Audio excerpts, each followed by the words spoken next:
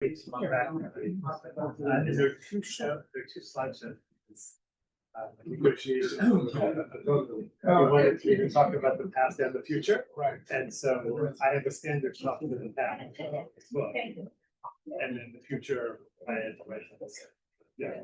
So I'm sorry, but I should have thought to eat sessions. How are you? I have you to thank actually for the one citation and which you sent me a people. Russian book. So I thank the bar off the original. I actually so I could just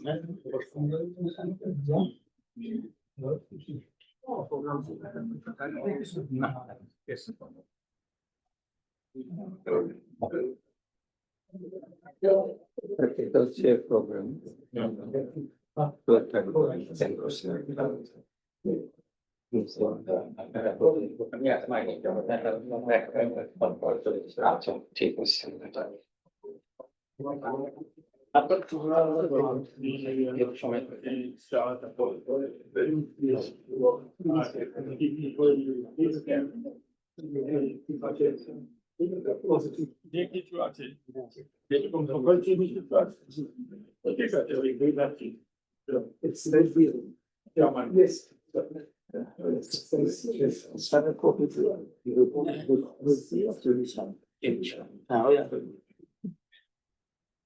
Assalamu alaikum.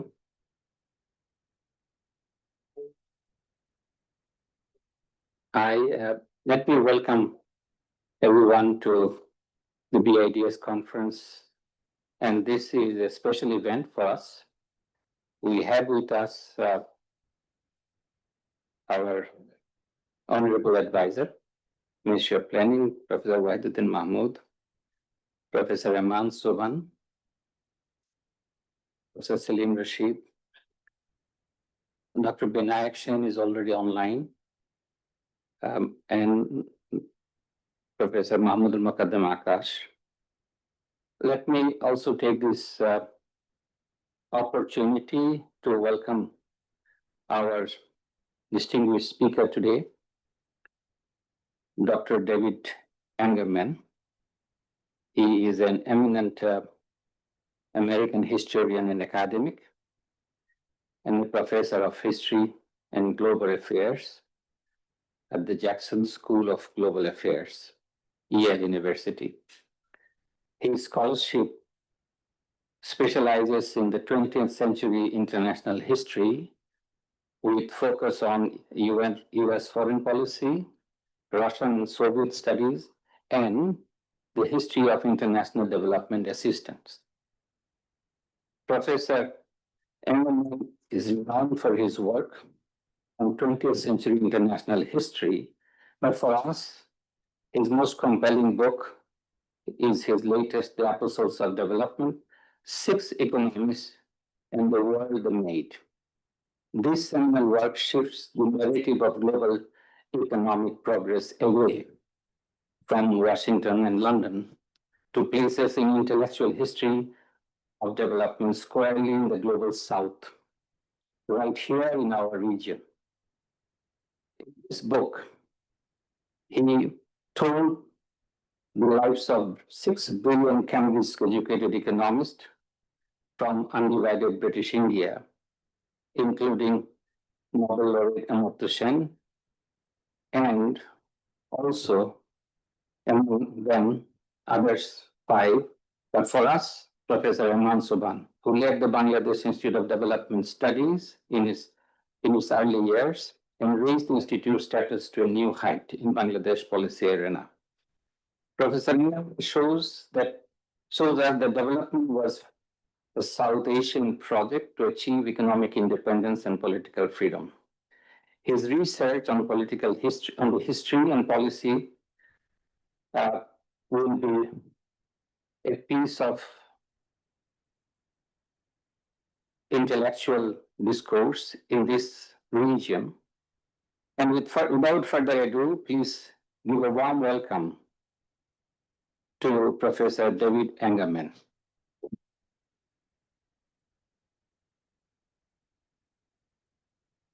This program is divided into several parts. I will be moderating the program. First, Professor Engelman will present the book, and that will be his first presentation, followed by remarks from the chief guest, Professor Waiduddin Mahmood.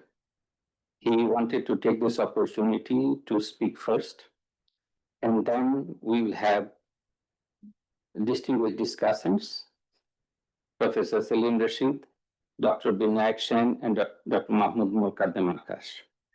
I think what I will request among the discussing, maybe Dr. Binayak Sen will go first because it's late night in his place. He's in US. And then we will ask Mahmoud Murkaddem Akash and then Professor Salim Rashid. And then the floor will be open for discussion. We will end the program with remarks by Professor Rehman Soban. So that is our target. So without further ado, let me request Professor Engelman to present his book. Thank you. And as I get started, I also want to be sure to thank Chief Guest, Professor Wahidin Mahmood, the Director General, Professor Anam al-Haq, the distinguished discussants near and far, and offer a special thanks to Professor Rehman Sobhan, who together with Professor Jahan has shown nothing but grace and generosity since our first conversation, I think now over 5 years ago. He now faces, I think, the ultimate indignity of being historicized before his peers, his proteges, and his compatriots. And I'm honored to be able to be here speaking with him, if somewhat terrified of the possible of his remarks. I have only a very brief time, so I'd like to just very quickly introduce the book. There's 6 protagonists from South Asia, whom I call the Apostles. Most of them are familiar to everyone here, but I'll do a quick refresher. I'll discuss some of the training in economics they received, first in South Asia and then at Cambridge's famous economics tripos in the mid-1950s. And finally, highlight the lessons we can draw from their lives for understanding South Asian history and for understanding international development. Before I begin, though, I should also mention explain the title, The Apostles. The Apostles is kind of a Cambridge University in-joke. There was a literary society, a venerable one, founded in the 1820s, called the Conversazione Society. In its original incarnation, it had only 12 members, and so with a little bit of schoolboy humor, it was nicknamed the Apostles. It included distinguished literati and, as the name suggests, good conversationalists. You can see here John Maynard Keynes shown with some of his colleagues in 1914. I should note that 2 of the 6 economists I study were actually members of the Conversazione Society, so card-carrying apostles, I suppose we could say. But really, speaking more broadly, all 6 of them were apostles of development. They formulated, debated, and disseminated development doctrine around the world, the development gospel, we might even say. But while to some degree the 6 need no introduction here, I just want to discuss them very briefly so that we can see where they all come from. I'll proceed alphabetically, which unfortunately puts Professor Soban as the last of the list. Would start with Professor Jagdish Bhagwati, a prolific international economist who made a great splash with some of his earliest articles on immiserizing trade and so on. He loved the role of contrarian, promoting trade when most of his compatriots were quite skeptical of that in the 1960s and 1970s. Became an activist, even a polemicist for globalization in the 1990s, which amounts, among other things, where is this? To debating Ralph Nader at the Seattle World Trade Organization conference meetings in 1999. He was always in the running for a Nobel Prize, but so far has won a Nobel Prize only in an episode of the American TV show The Simpsons, but has been in the conversation for decades now. The second apostle, Mahbub al-Haq, was well known, I think, in the West for pushing big international institutions to a more progressive position on development. In the 1970s, he was among a number of people pushing the World Bank to become a true development agency and not just a financial institution. In the 1990s, he created the Human Development Report and the Human Development Index, and disseminated that widely. It's still, of course, in great use today. That said, he's also well known in Pakistan as a dedicated employee of right-wing dictatorships, first for Ayub Khan in the 1960s, and then for General Zia al-Haq in the 1980s. He died in 1998, so in kind of his liberal international phase. The third apostle, Lalja Arorna from Ceylon, Sri Lanka, is probably the least well-known of the bunch, though he formulated his country's first economic plan when working for the Trotskyist finance minister, N.M.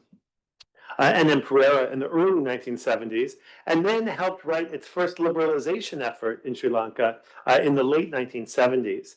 He served as a Sri Lankan diplomat in debatably the most important two high commissions for, the embassy in Brussels and the High Commission in London. And in between those was the founding director of the wider a UN development think tank based in Helsinki. Professor Amartya Sen, of course, needs no introduction, a prolific and highly original thinker bridging economics and philosophy. In his illustrious and peripatetic career, wrote widely on any number of topics from the Bengal famine of World War II to quite abstract works on social choice theory. He won the Nobel Prize in 1998. There's a picture of him being mobbed at the train station at Santaniketan on his victory tour in December 1998. He won the prize for his work on welfare economics, a highly abstract, even abstruse field to which he made major contributions, but also starting in the 1980s, trying to bring these abstractions down to earth. Dr. Manmohan Singh, a mild-mannered professor turned mild-mannered bureaucrat, over the course of the 1980s held every single important economic post in India: deputy chair of the Planning Commission, governor of the Reserve Bank of India, chief economic advisor, minister of finance, and eventually back to the Planning Commission. He was active in international organizations as an Indian representative or on his own. And in liberalizing terms, I think he would count as India's great reformer, spearheading the reforms of 1991 under the premiership of PM Narasimha Rao. His career culminated in a more complex achievement with 2 terms as prime minister starting in 2004, which, in the words, kind of cruel words of a formal advisor, he ended up as a, quote, accidental prime minister. Yet, even in those terms, he undertook and approved a kind of flotilla of economic reforms, perhaps most notably the Employment Guarantee Act. And finally, Professor Raman Soban, the only one of the 6 not to earn a doctorate, and coincidentally, the only one of the 6 who was on a government assassination hit list, the most inclined to activism, but also a profound thinker about the nature of structural inequality. He played a major role in the creation of Bangladesh out of Pakistan's East Wing, and was a freedom fighter with a briefcase rather than a gun over the course of 1971 and 72, and then spent the next years, 49 years and counting, as a very powerful voice for equity and social justice in Bangladesh up until today. Taken together, the six apostles were all, thinking collectively, were all born in the early to mid 1930s too old, of course, to be Midnight's children, but perhaps, I suppose, Midnight's teenagers. They had varied interests. Amartya Sen was at first interested in Sanskrit before mathematics and physics, and then finally turning to economics. Manmohan Singh actually briefly studied medicine to be a different kind of doctor before turning to economics. All of them, I think, ended up studying economics out of a desire to understand their own country's predicament. Dr. Singh recalls a line from Minu Masani that India was a rich country with poor people, and it was that paradox that he sought to explore through the study of economics. Jagdish Bhagwati told me that his desire to understand, he turned to economics out of his desire to understand and to solve the poverty he saw around him. It's also worth pausing at this mid-century moment when the apostles were completing their high schools and beginning university education. It's, of course, commonplace today to criticize the post-independence generation, India's license permit quota Raj, of course, that generated, as it was nicknamed, the Hindu rate of growth, Pakistan's emerging development dictatorship, and, of course, the asymmetrical treatment of East Pakistan, Ceylon's unaffordable welfare state of the 1950s. As the Apostles' Cambridge instructor Joan Robinson had put it, Ceylon in the 1950s was tasting the fruit before planting the tree. These criticisms have substantial merit, yet they miss the sense of excitement, of opportunity, of possibility immediately following independence in 1947 and 1948. And it's in this sense that Professor Soban, the group's designated optimist, opened his memoirs with the memorable lines of William Wordsworth, writing in around 1810, writing about the French Revolution. Bliss was it in that dawn to be alive, but to be young was very heaven. Professor Soban doesn't continue the quotation about a world being, quote, as plastic as they wish, meaning not that it was cheap and disposable, but was moldable by human hands. By the time Wordsworth wrote these words in 1810, he'd seen the revolution turn to counter-revolution. And even as he regretted that direction, he wanted to remind his readers that the premises and the promises of 1789 were indeed worthy of celebration. I think the same is true for Professor Soban.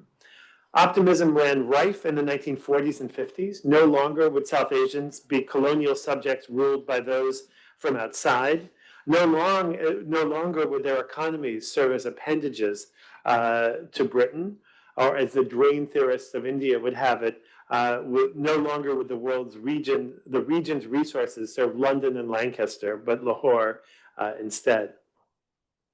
In the words of a Kenyan contemporary, in those years after independence, even the impossible seemed possible.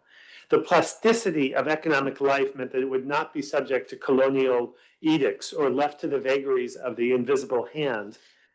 Instead, it would be shaped by human direction. And economic planning was the order of the day. G.D. Birla describes a fever for planning in World War II era British India. And not just, it outlasted the war itself. There were early planning documents for India, Pakistan, Ceylon. And in the wider world, planning was also a key word. This was the high tide of Keynesian economics, where the debate was over how the government should be involved in the economy and not whether they should do so. This is the scene as the apostles began their economic studies in Punjab, Bombay, Paradinia, and Calcutta. Immersed in new institutions, the Delhi School of Economics, shown here on the left, a University of Paradinia being opened by a young Queen Elizabeth on the right. New institutions also meant new journals determined to reshape the way people thought about economics and bring economics as a central question of the post-colonial state. The six apostles arrived at Cambridge in 1954, give or take 1 year. And of course, Cambridge had a very long tradition of training South Asian colonial subjects, most famously, of course, Jawaharlal Nehru, shown here on the left at graduation in 1910. And on the right, in the visit to Cambridge in 1955, Professor Soban is in the back row on the second from the right. Laljawardenez in the back row standing second from the left. By the time the apostles arrived, Cambridge did no longer house the best economics department in the world, but certainly the most famous. They were proud, and rightly so, of having housed the last two revolutions in economics, the neoclassical revolution of Alfred Marshall in the late 19th century and the Keynesian revolution of the 1930s. The apostles ended up working closely, this is a South Asian economists trained at Cambridge as well. There we go. The Cambridge economists worked closely, the apostles worked closely with the so-called Keynesians who offered a full-throated and fully theorized challenge to neoclassical economics. Anchored by Nicholas Calder and Joan Robinson, they labored under the ghost of the recently deceased Keynes, who appears here as something of a specter. Visitors to Cambridge in this period would say that Keynes was in fact a spectral presence. People would ask in the seminar, what would Maynard say, as if he was just about to enter the room. So far as recorded, he never did. The group was led intellectually by Joan Robinson, an intellectually strenuous and, in the words of Amartya Sen, a vigorously intolerant economist who inspired all six of the apostles, not just those leaning to the left. Though the neo-Keynesians acted as if they ran the show, there were plenty of others. Further to the left, Maurice Dobb, as the Americans would say, a card-carrying member of the Communist Party. He actually revealed his party membership just before starting his job, when he was first offered a job at Trinity College. And he said, if you didn't want to hire me, I could understand that. And the reply came from a curmudgeonly economist that so long as you give us a week's notice before bombing the chapel, then we'll all be all right. On the right, at least by Cambridge standards, was Harry Johnson, an energetic trade economist looking a little bit like King Henry VIII, later taught at London School of Economics and University of Chicago. The apostles learned plenty of economics in Cambridge. One of the things they learned was that economics was an argument. There were frequently technical, often heated, occasionally downright ugly arguments. Tensions ran especially high between Joan Robinson and Dennis Robertson, shown here on the right, but also between Robinson and Richard Kahn, shown here below Joan Robinson, arguments with Nicholas Calder on the left. These questions, the debate seemed at the time, or they felt at the time, that these were about the big economic questions of the day, but ultimately, I would say, were rooted just as much in personalities as they were in economic thinking. What else did they learn? They learned that theory was ultimately an effort to solve practical problems. Keynesianism here offers the key. No less than an economist than Joseph Schumpeter wrote that Keynes was offering English advice born of English problems. So the practicality of economics, its ability to solve problems before them in the day, were really significant.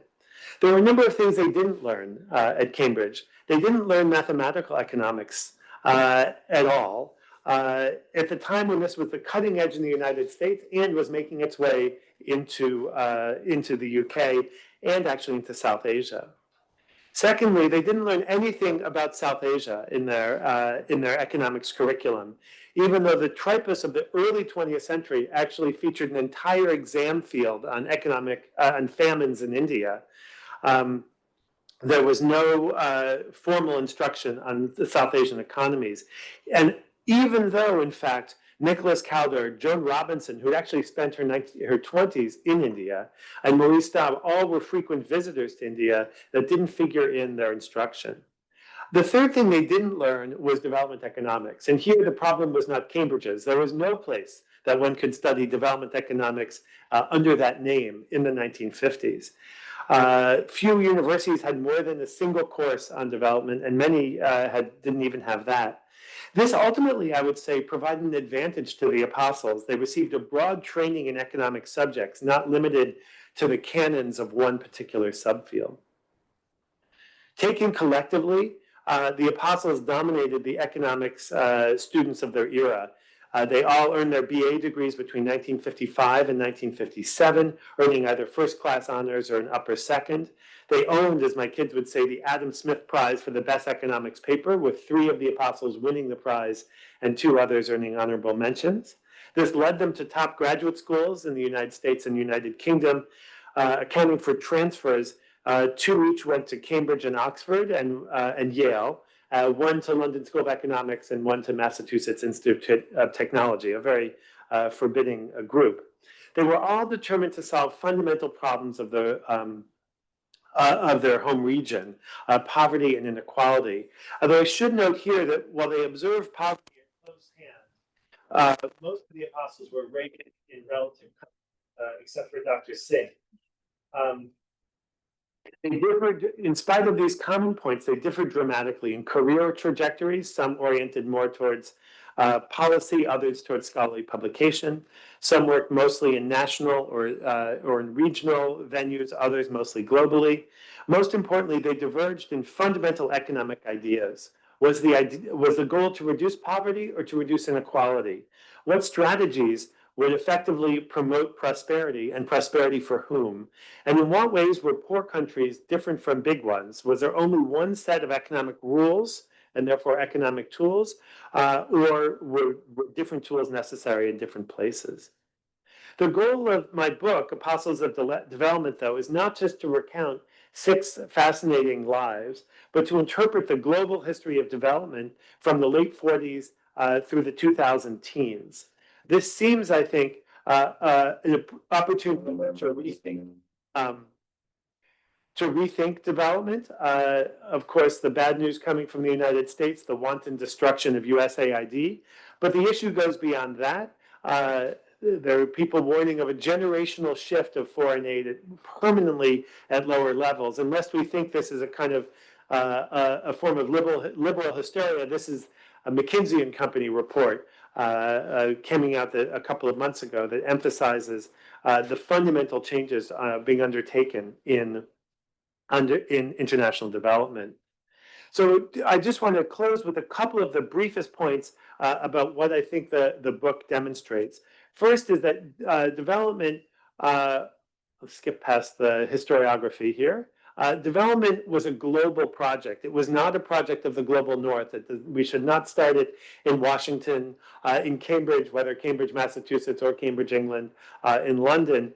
But we should look at this as a reaction to conditions in the global south, led to actions undertaken in the global south, shaped by ideas emerging from the global south. Development aid, to be sure, ran from the rich countries to the poor, but development ideas and the energies behind it ran just as much in the other direction. It's possible, I would suggest, to overemphasize the line between North and South. In fact, the careers of these 6 apostles shows the range of organizations and scope that they operated, in which they operated. At this point, there are few of any top economics departments in Europe or North America without scholars from the global South, and in particular without scholars from South Asia. Third point I'd like to make is that that the book, I think, invites a rethinking of the relationship between theory and practice. There's a vision, and this I'm taking from Walt Rostow, a frequent punching bag in the United States, who argued that his ideas sort of emerged fully formed from his head and then were applied in these different settings. But I think we can challenge that for development economics as a profession, in particular as it emerged in the 1950s and 60s. The 2 most important articles at the foundation of development economics were each designed to solve a particular problem.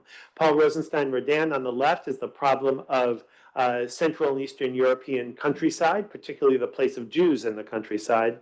And W. Arthur Lewis, the Trinidadian economist who spent much of his, trained at LSE, but spent much of his career at Princeton, trying to think of the role of labor in the Caribbean colonies from which he was born. I don't really have time here to go into the ways in which practice preceded theory, and theory followed from efforts to solve individual questions, but would be happy to turn to examples later on. And with that, I think I will close the talk, and thank you for your attention.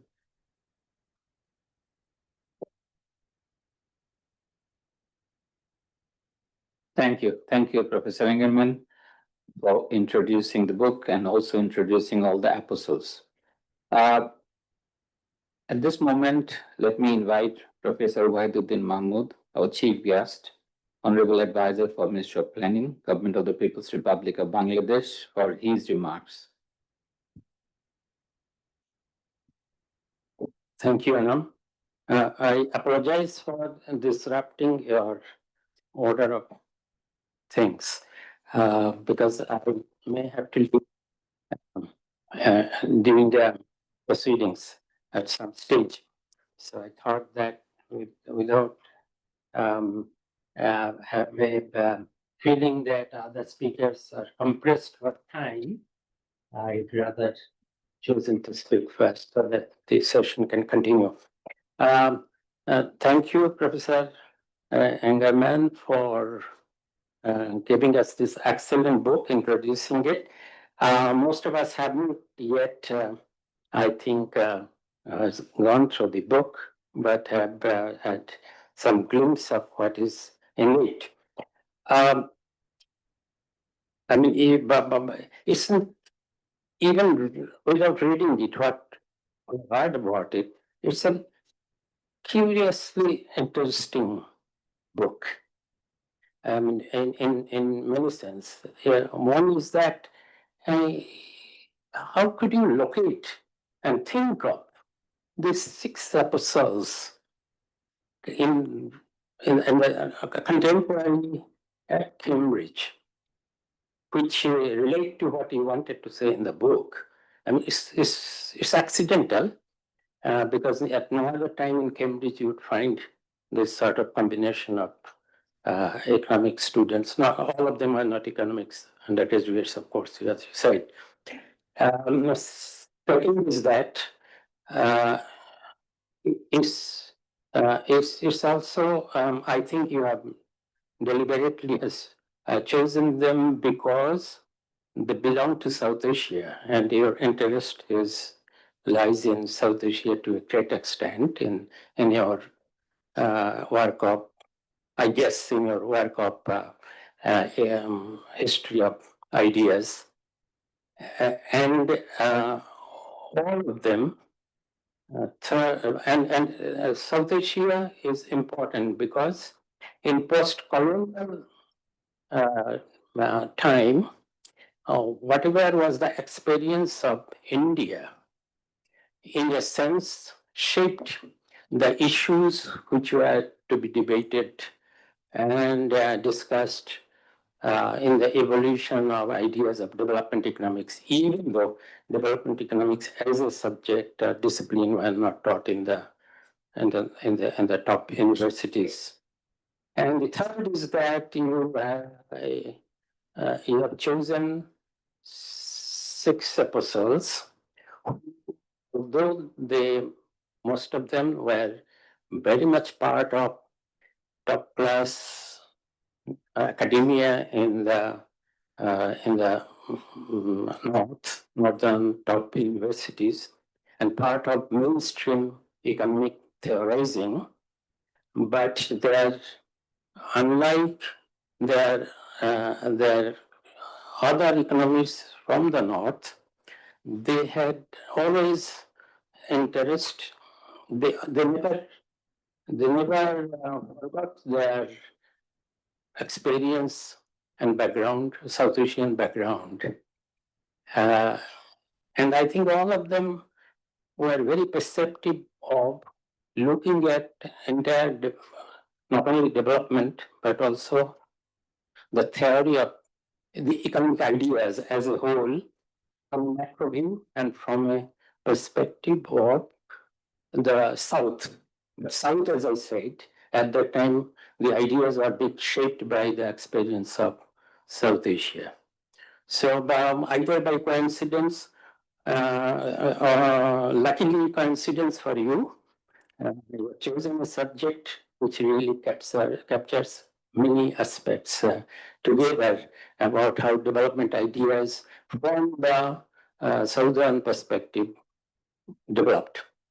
And there are theories of, even if economic development was not recognized as that much of a distinct subject, but there were ideas from, I remember, uh, you are not of that vintage. Rostow's, we studied at undergraduate Rostow's development by stage, Leibenstein's, Rodney Mark's theory of balanced and unbalanced growth, then big push by Poverty and long.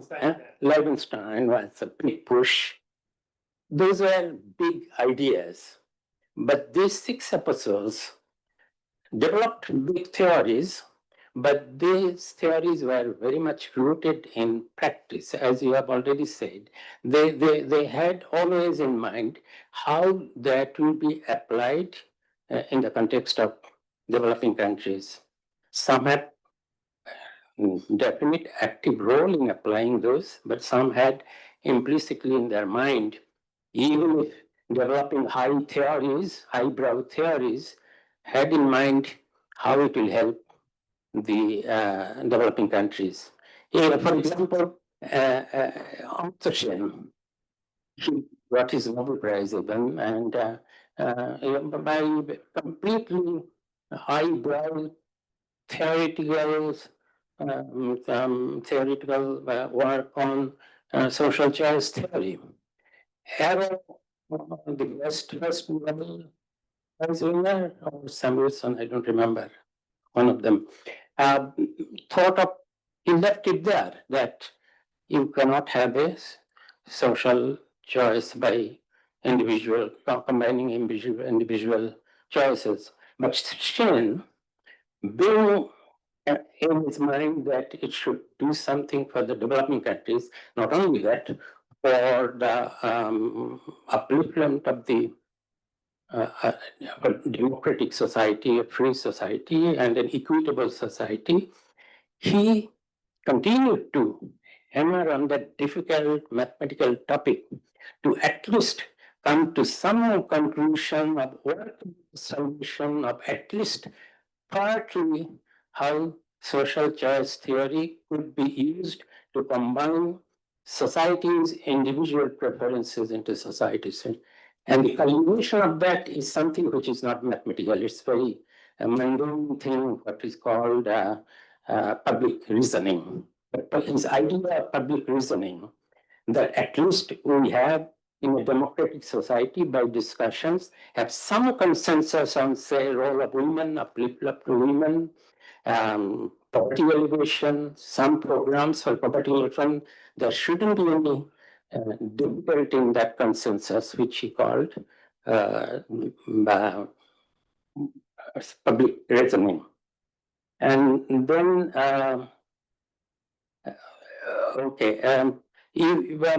Jagadish Bhagavati and in his line, others who are not Cambridge economists, I speak randomly. Steven Srinivasan from Yale, and then Arvind Panagaria, they are all in the same group.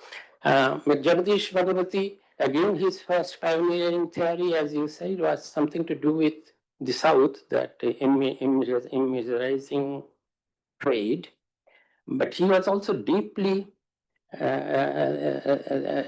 was his work was very much to do with microeconomics of how developing countries, say, agricultural sector work. His work on Bhagavati and Srinivasan is a landmark of interlocked markets in the agricultural sector in Bangladesh, in India. All of these apostles had their own ideological standpoints, mostly on one side, progressive, pro-poor, something like that,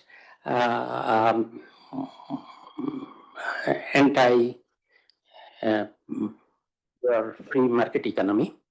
One could say that Jagadish Bhagavati Mahabubullah in his earlier incarnation, when we were students, undergraduate students, he was very much in neoclassical economics, saying that the more income or the more unequal income distribution you have, the higher will be the savings and investment and growth. Amartya Sen's own PhD thesis was something which you don't support in his later life, was that you don't go for full employment, you go for maximizing profit.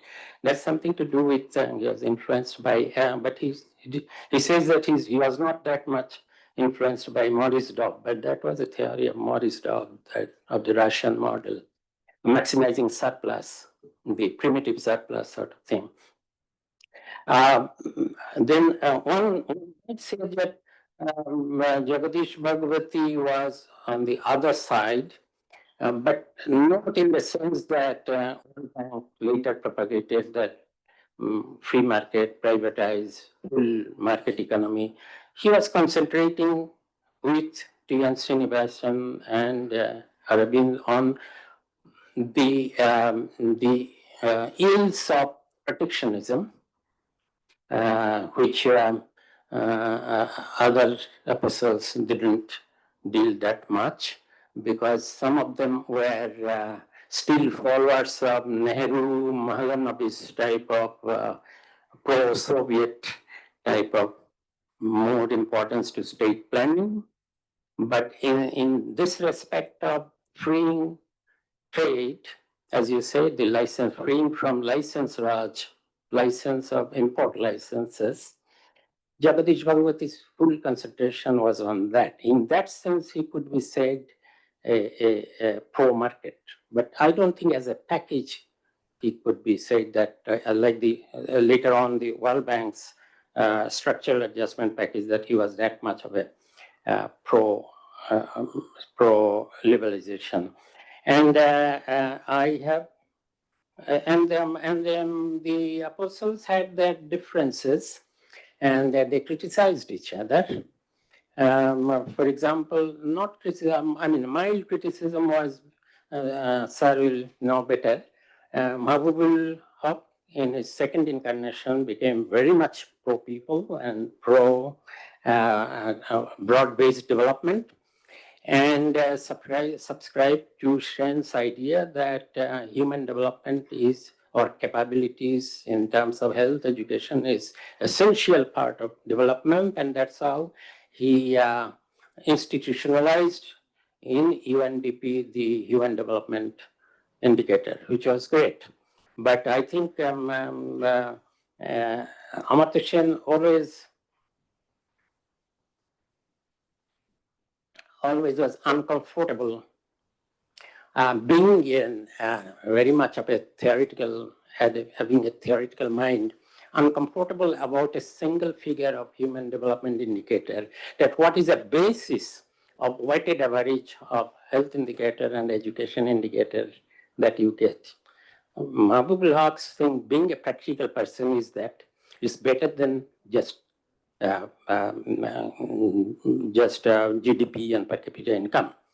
So whichever is better, I don't have a full answer, scientific answer of how to aggregate the three indicators, but it's still better. The more, I shouldn't say antagonism, maybe a bit, between Amartya Sen and Jagadish Bhagavati was, I met Jagadish Bhagavati one or two times. I remember at Yale at a conference, I had the opportunity of just having a breakfast with him. And of course, he inquired about Rahman Soban, how is Rahman, a close friend. And then he said that, look, you are so much, all of you, the Bangladeshis, are so much fond of Amartya Sen. But his theories of that human development is the or human developing human capabilities is the main should be the main focus of economic development. Or his theory of Amartya Sen's theory of that it's not food scarcity but entitlement theory of famine. He said, where is the counterfactual? These are his assertions, observations. In a scientific proof, you have to have counterfactual say that, okay, without this, you don't achieve that. I think Amartya Sen is not, he's a great mind. He was aware of that. And he admitted in one of his writings that although he praised Kerala always for its exceptional achievements in human development, in health, education, and in an equitable society, or forming an equitable society by using, he said, the agency of the local community. Still, Kerala was not one of the most economically successful states in India, and people from Kerala had to, even now, have to seek employment in other economically flourishing states than in Kerala, and also in abroad. So these are the sum total is that these are the apostles who always looked at what was happening in the field, and I think the best contribution was that in all these, what we should call fadism, one is that it has to be first completely like state control and Soviet type planning. It was moderated a bit by some of the apostles that no, you have to have some market-based policies. And then when the structural adjustment of World Bank's whole package came, which was trusted from the North, I think, most of them were opposed to that this sort of indiscriminate liberalization, privatization may do more bad than good. And even Jagadish Bhagavati or Srinivas, Manmohan Singh, I don't think, although Manmohan Singh ultimately fully implemented the adjustment package for India in the 1990s, because there was no other way. India was left with only $100 billion of reserve at that time. But implicitly, they were all practical people, not carried away by dogmas or ideas of that time, but moderated those dogmas by what is practicable, what they have learned from their experience. Of these apostles, they even in terms of their profession, they can be classified. Some are purely academics, some are in the sense development pioneers like Mahbubullah, Sir, and Jordan, and some are public intellectuals like Rahman Saban, who has influenced generations of not only economists but also thinkers and students in Bangladesh. And Manmohan Singh is an exception that he was the only one who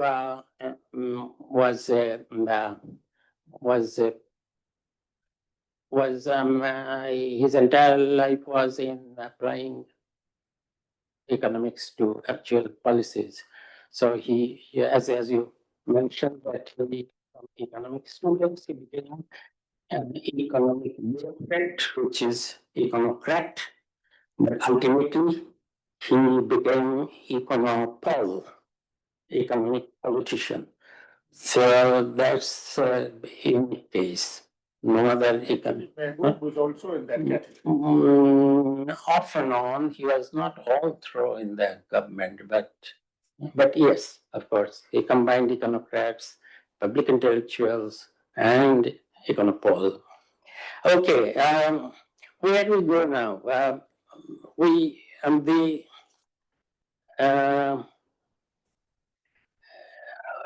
It seems almost that after all these development ideas, evolution of development ideas, have we come back to the wheel has completely run a circle? Have we come to a ground zero again to start the debate? Of course, uh, in the meantime, I don't think we start from the same position because we have gained experience. The geoeconomics and geopolitics have changed so that arguments will be in a different framing. I বাংলায় বলি, ওখানে ওরা বুঝতে পারবে না। আমাদের এখনকার যে আমরা বাংলাদেশ হওয়ার পর কত বছর হলো, 25 বছর, এখনো তো আমরা এই যে এত বাম ডানের পলিসি নিয়ে কথা বলছি, ইডিওলজি নিয়ে কথা বলছি, কিন্তু আমরা তো এখনো কিভাবে একটা শাসন বা টেকসই শাসন ব্যবস্থা তৈরি করা যায়, এটাই তো এখনো ঠিক করতে পারিনি এত বছরেও। তার মধ্যে আবার ওইসব নীতি নির্ধারণ বিতর্কে যাব, তো সে তো আরো পরে শুরু হবে। আমাদের এখনকার বর্তমান উদ্দেশ্য খুব মৌলিক সীমিত, সেটা একটা কার্যকর অর্থবহ বলতে জবাবদিহিমূলক সত্যিকার প্রতিনিধিত্বশীল গণতান্ত্রিক ব্যবস্থায় উত্তরণ, যার মধ্যে থাকবে বা শক্তিশালী রাষ্ট্রীয় বিভিন্ন প্রতিষ্ঠান এবং যারা নির্বাচিত নয়, যেমন স্বাধীন বিচার বিভাগ এবং অন্যান্য জাতীয় প্রতিষ্ঠান, রাষ্ট্রীয় প্রতিষ্ঠান, এবং যাতে মানবাধিকার এবং নাগরিকদের অধিকার অক্ষুণ্ণ থাকে এবং বিভিন্ন শ্রেণীর মধ্যে যাতে ক্ষমতা এবং আয়ের বৈষম্য কমিয়ে আনা যায়। অর্থাৎ আমরা একটা জবাবদিহিমূলক গণতান্ত্রিক ব্যবস্থায় উত্তরণ চাই এবং সেই সাথে একটা ন্যায্য সমাজ। ন্যায্য সমাজ হলো যে রাজনৈতিক ক্ষমতা এবং অর্থনৈতিক ক্ষমতা এগুলোর একটা সুষম বন্টন চাই। এইটুকুই, এটা হলেই তো আমরা আপাতত সন্তুষ্ট। কিন্তু এর পরে তো শুরু হবে যে আমরা যে গণতন্ত্র চাই, আমরা যে এই বাজার নির্ভর অর্থনীতি থেকে আর ফিরে যেতে পারবো না, কিন্তু সেই বাজার ব্যবস্থা কেমন হবে, সেখানে রাষ্ট্রের ভূমিকা কতদূর হবে, যাতে সেই বাজার ব্যবস্থাকে আমরা যে ন্যায্য সমাজ তৈরি করতে চাই সেটা সহায়ক হবে। কারণ বাজার ব্যবস্থাকে ছেড়ে দিলে তো আমরা জানি যে সেটা এখনকার মতো হাইপার ক্যাপিটালিজম যাকে বলি সে ধরনের বৈষম্য তৈরি করে। কাজেই এই সব বিতর্ক এবং সেখানে কি ধরনের সত্যিকার বিভিন্ন যে বাজার ব্যবস্থার সাথে ন্যায্য সমাজের সমন্বয় করার মতো কি ধরনের নীতি নির্ধারণ করতে হবে। এখানে তো এসে আবার আমরা সেই আমরা কি দক্ষিণপন্থী না মধ্য দক্ষিণ না মধ্য বাম না বামপন্থী, সেটা তো আবার ঢুকতে হবে। এখন আমরা ভুলে গেছি সেই তর্ক, কিন্তু এই উত্তরণের পর যদি সাকসেসফুল সত্যিকার ভাবে এই গণতান্ত্রিক উত্তরণ হয়, তাহলে আমরা যে বিতর্কগুলো ভুলে গেছি সেখানে আবার ঢুকতে হবে আমাদেরকে।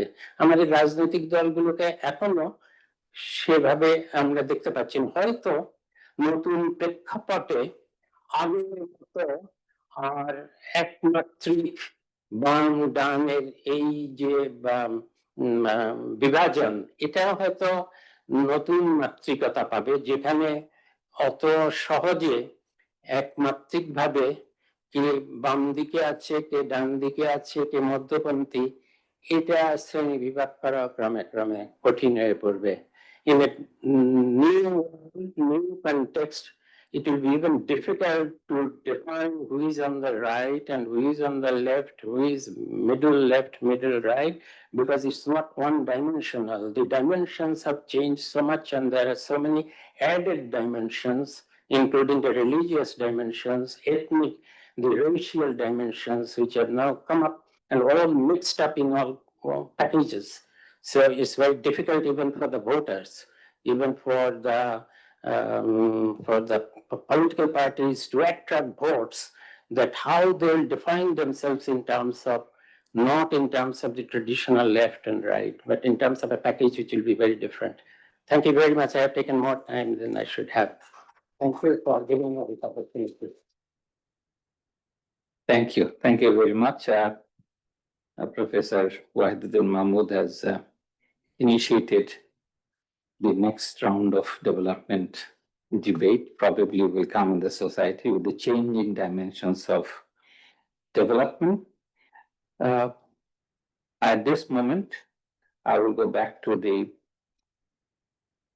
distinguished discussants. We have three distinguished discussants today. Dr. Binayak Shen, he is in US, Professor Mohammad Muqaddam Akash, and Dr. Salim Rashid. Since Dr. Binayak Shen is at midnight, past midnight now, so maybe I request Binayak Da to do his discussion right now. Binayak Da, are you there? Thank you. Sure. It's getting late here, and also the book is consisting of 22 chapters plus introduction and epilogue, running over 560 pages. So it's not easy at this hour to distill and make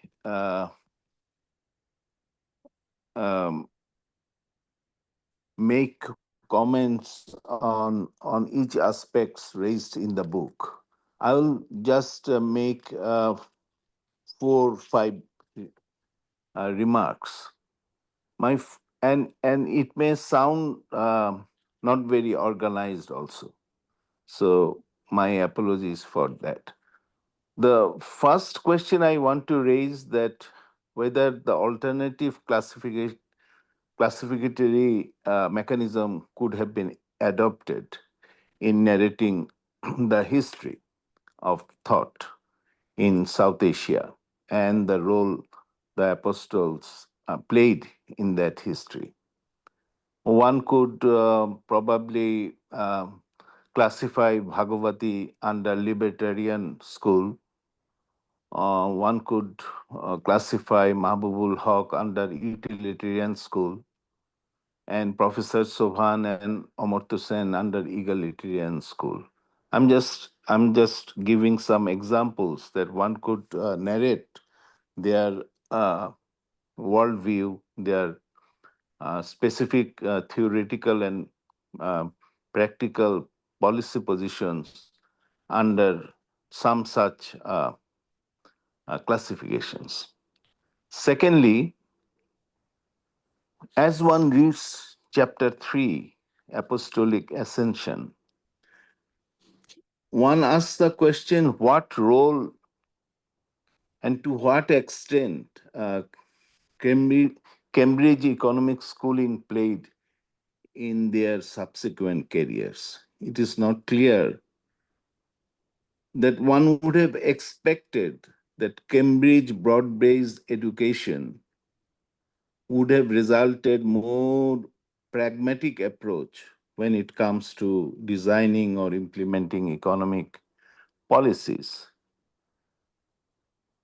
because in Cambridge, as Professor Ingerman has eloquently uh,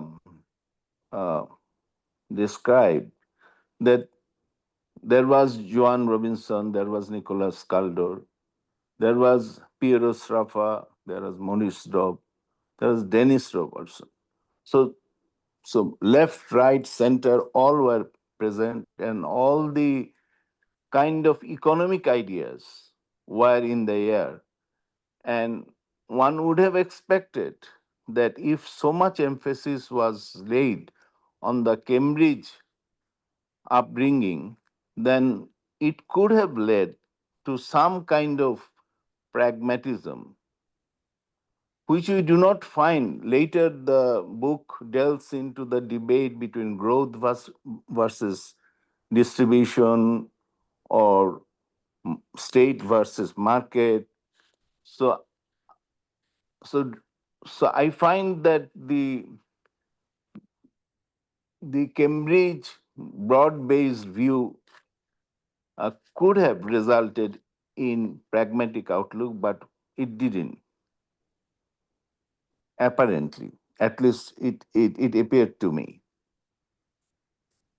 Third point is that the chapter 9 on South Asia's red tide, uh, this particular problem in the 60s, 50s and 60s, and 60s and 70s, spilling over into 70s, needs to be understood better.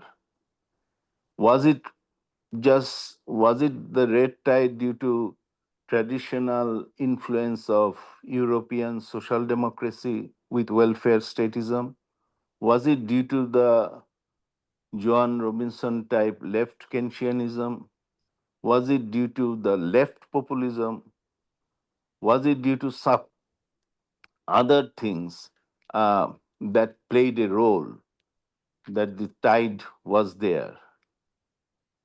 So that's something maybe elaborated further, maybe in another article or so. A fourth point I want to raise, that Mahabubul Haq actually poses a curious case of splitted self. It seems that there are many Mahabubul Haqs. In Cambridge, he was, of course, disciple of John Robinson. Then, after he came back to Pakistan, he started writing about the growth strategy, growth fast mm, principle based book, 1963 book. Then in 1968, he started supporting the thesis of 22 families, raising the issues of inequity. Then in the 70s, he joined Julfikar Ali Bhutto's government briefly, not as a cabinet, but as some at some level as a government functionary. Then he quickly left Bhutto's regime and joined World Bank and became the mouthpiece for Robert McNamara's poverty-centric doctrine, I think 1973 or 74. And also subsequently he became associated with basic needs. But then in the 80s, he decided to join, as pointed out by the author, General Ziaul Haq's regime, as first as a planning minister, then as a finance minister. And then at that time, he propagated the virtue of deregulation, growth first strategy, pretty much like Bhagwati Srinivasan, uh, private sector oriented development. But again, in 88, 90, or in the 90s, he, after quitting General uh, Jia's cabinet, he became the champion of human development. So this is an interesting case. Uh, I will not use the strong word of mm, like John Stuart Mill in the East India Company and John Stuart Mill of liberal political philosophy. But Mahbubul Haq's case itself requires more psychoanalytical reasoning. Um, the other last point, I think, I did not quite like um, the personal moments of animosity or conflict between some individuals. Uh, in this case, we are talking about Amartya Sen versus Bhagavati, which has been discussed at length.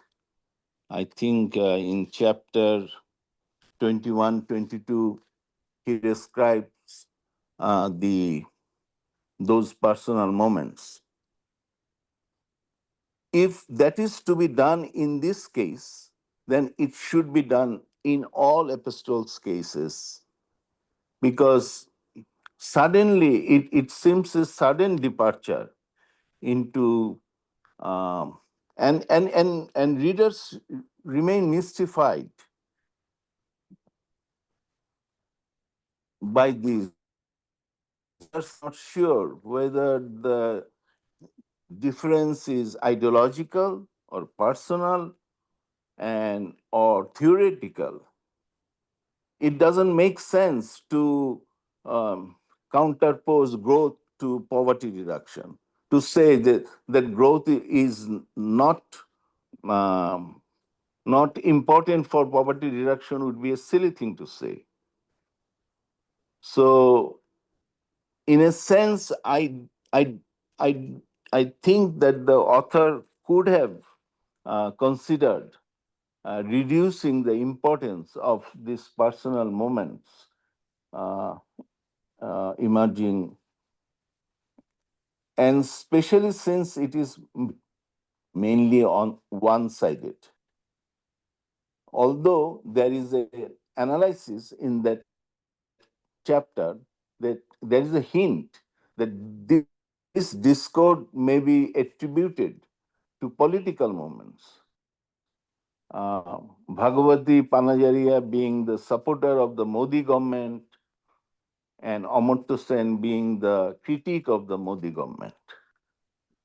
So if that is the main line of thinking, this ideological debate, then similar things can be pointed out between Professor Subhan and Professor Mahbubul Haq, Dr. Mahbubul Haq.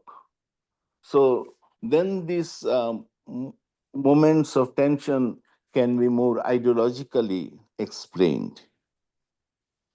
So I think I have taken too much time. Uh, the main point I wanted to say has been made. Oh, regarding the choice of the 6 epistles, I think Professor Mahmood has covered a lot of areas, and he has rightly pointed out that all of them are linked with civic activism, which is a kind of political activism broadly defined. So I think so the criteria was very clearly spelled out. I'll stop at this point. Thank you. Thank you. Thank you, Benagda. Thank you, Dr. Benakshan, for raising some of the issues. And I think we will hear from the writer at the end. Let me invite Professor Dr. Mahbubul Muqaddam, Akash Bhai বলে সবাই পরিচিত. Thank you.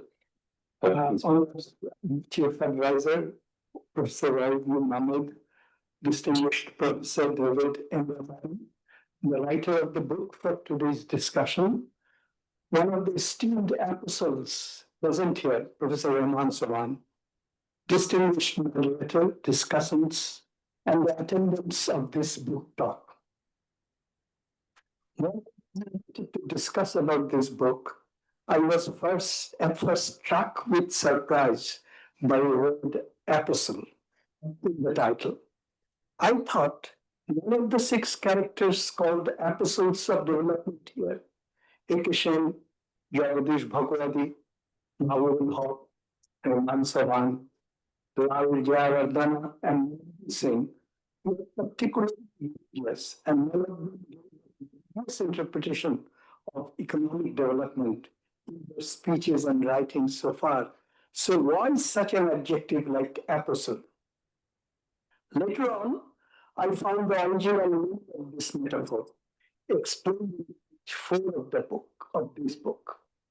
I was lucky to have the book before, so I could read and find it out.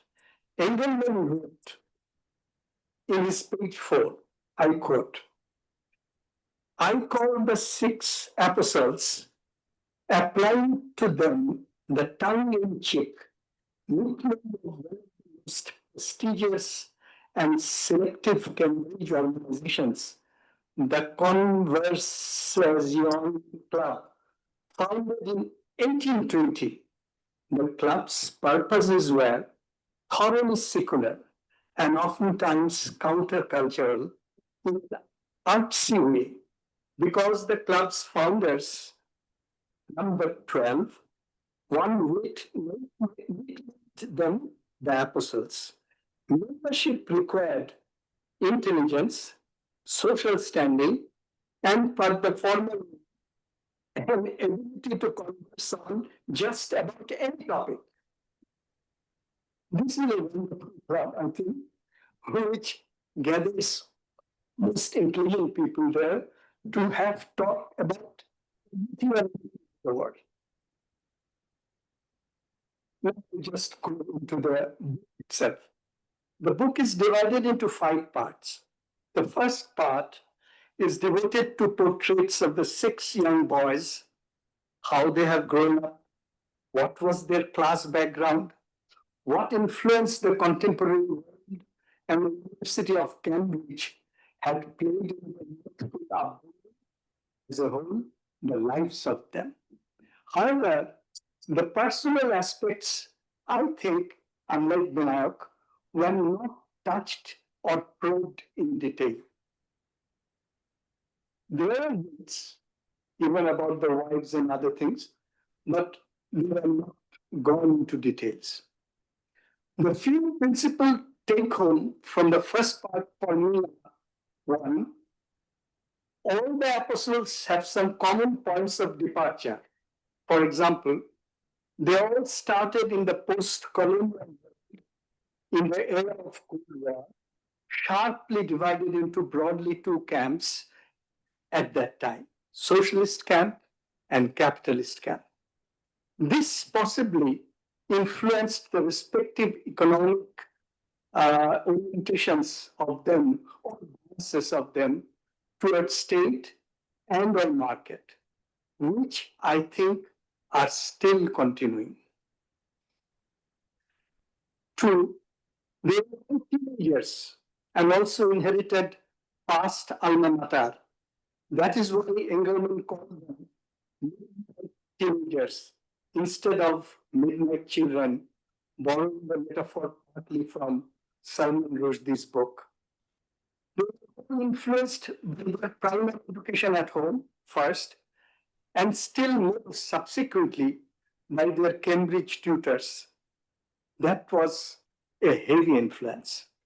The central figure among the influencing Cambridge faculty was Joan Robinson. Cambridge faculty was divided into 2 ideological trends.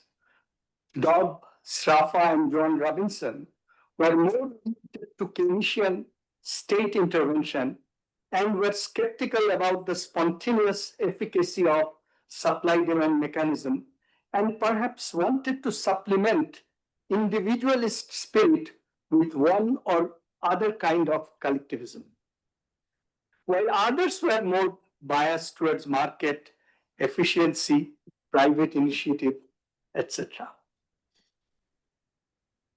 Then I come to the second part of the book. My principal take home from the part 2 of the book are as follows. A.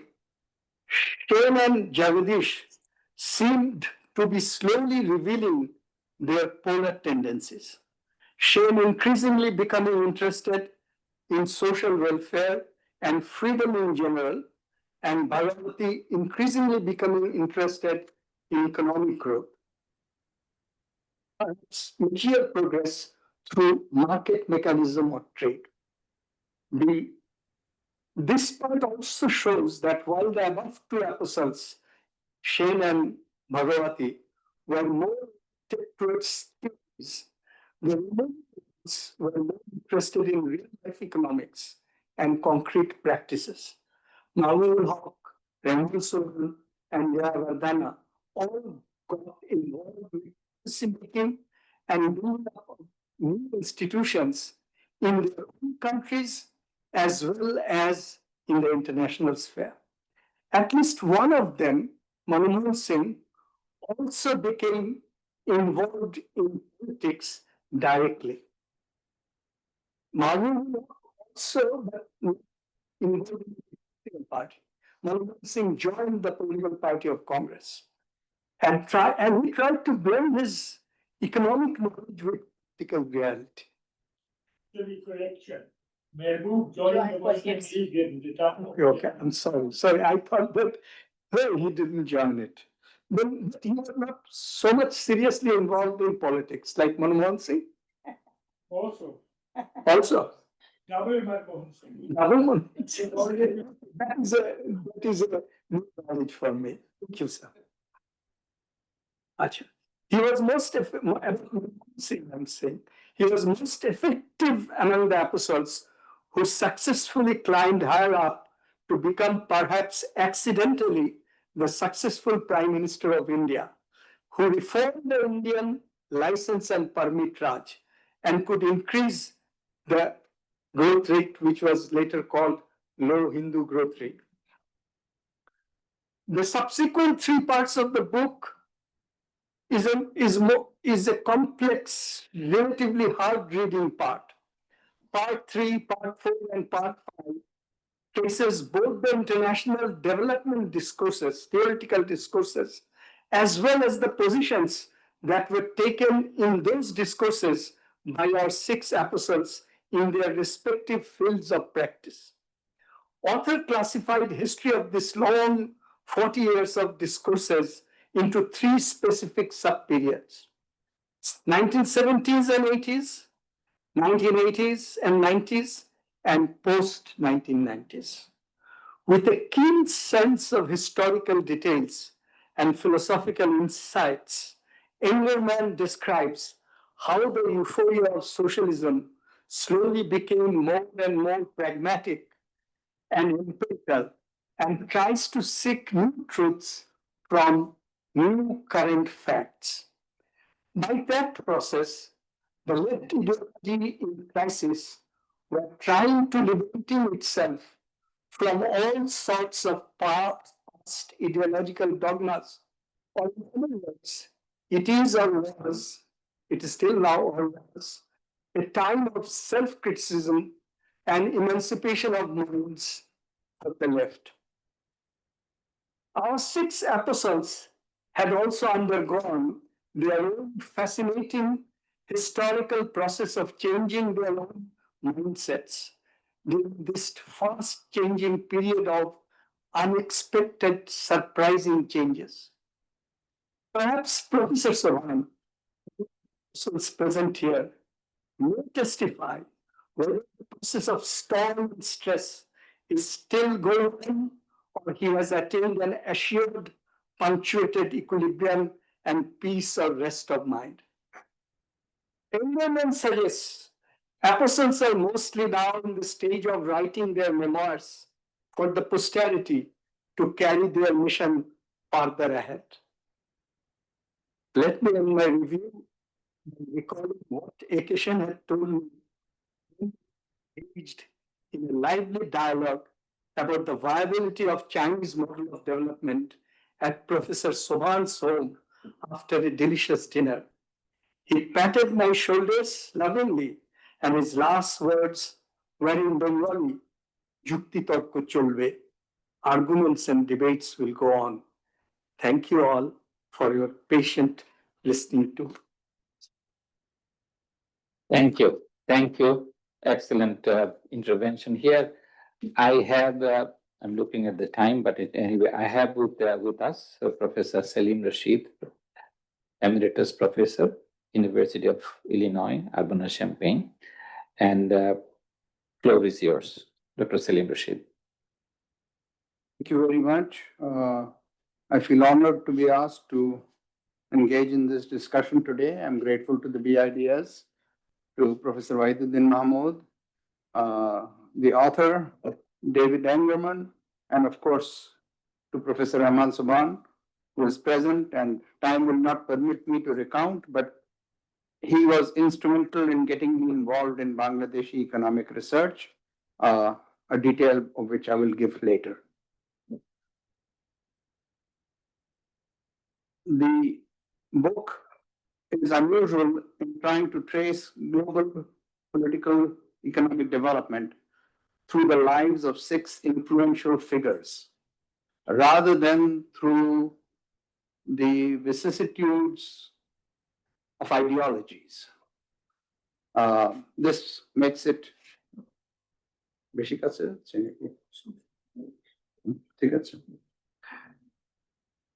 this makes it somewhat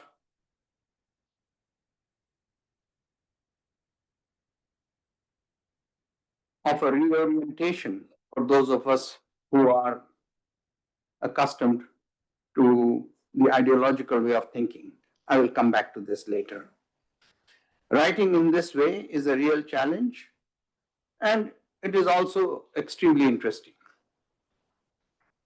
It is an ambitious attempt, and it is very well executed, especially for clarity and ease of reading. There are some places where complex economic issues are clearly presented, but the lack of self-consciousness means that the reader cannot quite understand the significance of what has been said. I'm thinking particularly of pages 309 through 11, where the concept of adjustment is discussed and its complexities.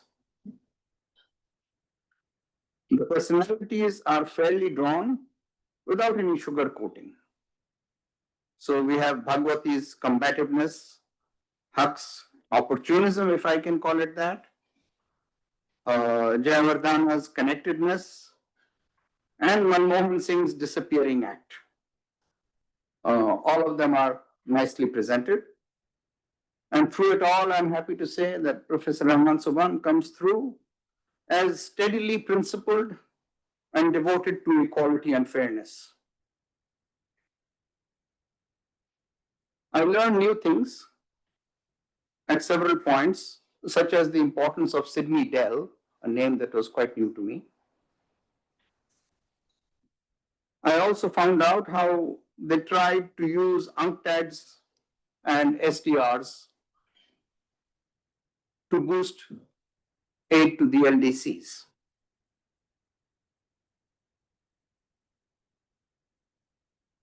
I also found out that Malaysia was an important example for some Indian economists, which I had not known, and Singapore was important for the Sri Lankans. There are some marvelous quotes. The one I like most is where Jayawardana says, when we ask for assistance, we are given a committee.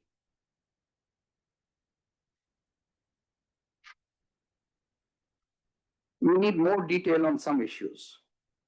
There is a brief statement on page 264 about the IMF wanting to reorganize itself and how there was a 2-year debate whose details have been smothered. Well, somebody should find out what those details are.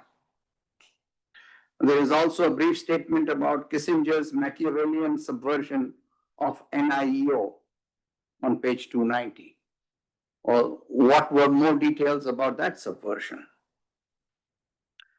Technically speaking, I have a minor question at only one point, where it is stated on page 524 that Amartya Sen's impossibility of Operation Liberal is used to attack inequality, or words to that effect. I'm not at all sure how that link comes about. So if I had to criticize the book, I would do it in two ways. Firstly, in the long run framing of the issues. Having grown up during this period, the most important point to me was the difference between ideals, or the idealists, and the realists.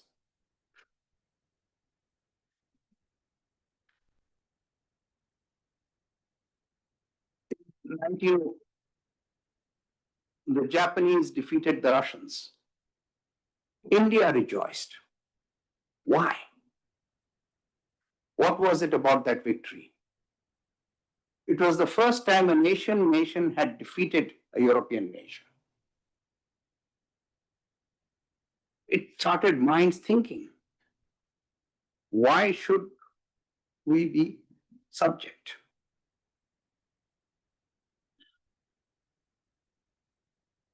The have-nots wanted a place on the earth.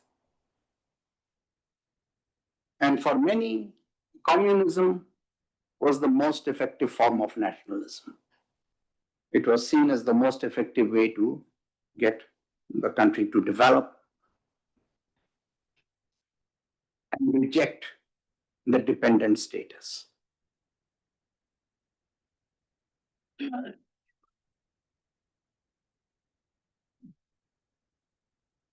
So at the end of the Second World War, the United States felt that this was indeed a global conflict.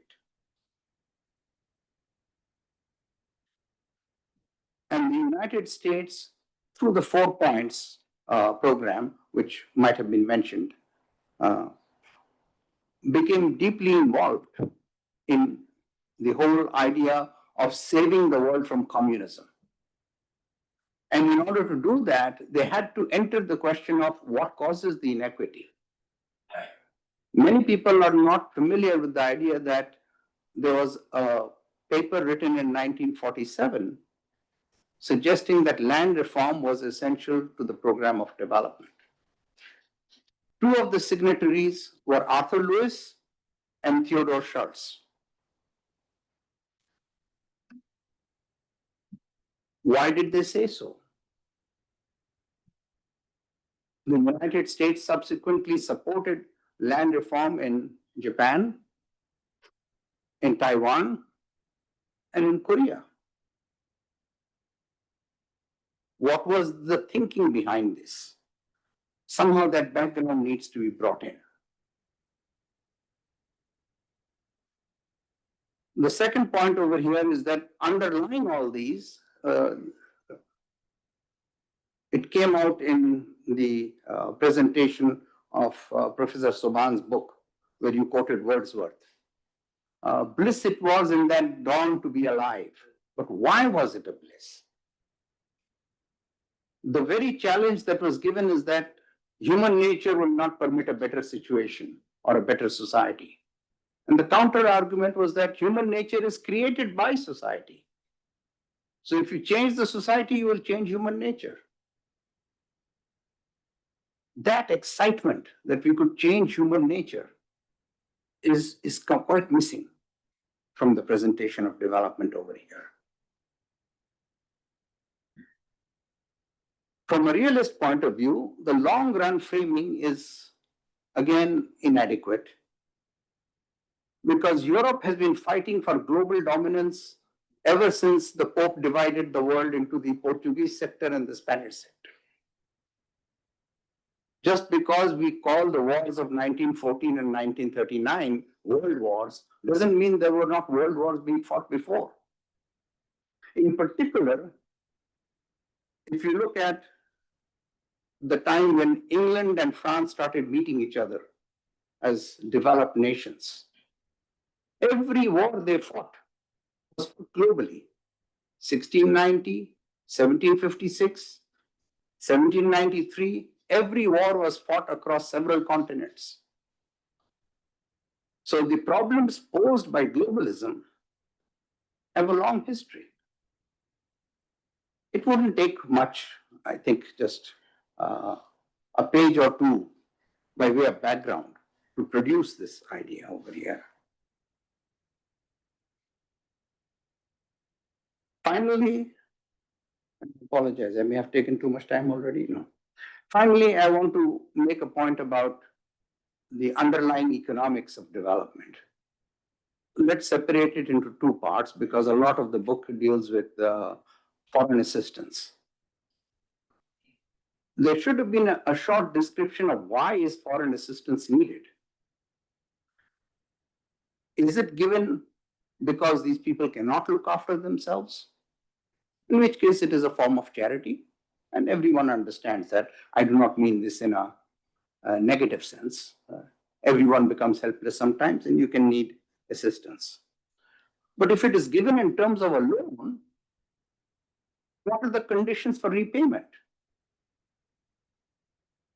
What is the prospect of that developing country? Why should somebody give it a loan? This is a problem of economic growth. And it should have been clearly posited as to what was the potential seen in all these countries that would allow loans to be given with the prospect of repayment. And in trying to unravel that economic question, we would meet many of the complexities that were subsequently described through the organizations that you mentioned in the book. But we needed that economic background to understand that the assistance was given because these countries had an economic potential.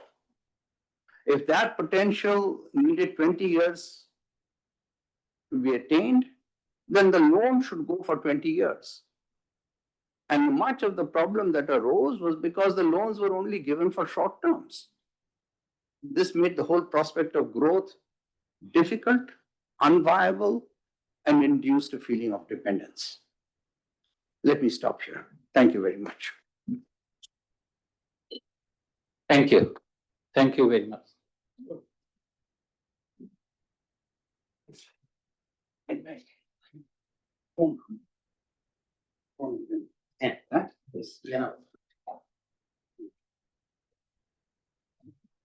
Thank you. Thank you very much. At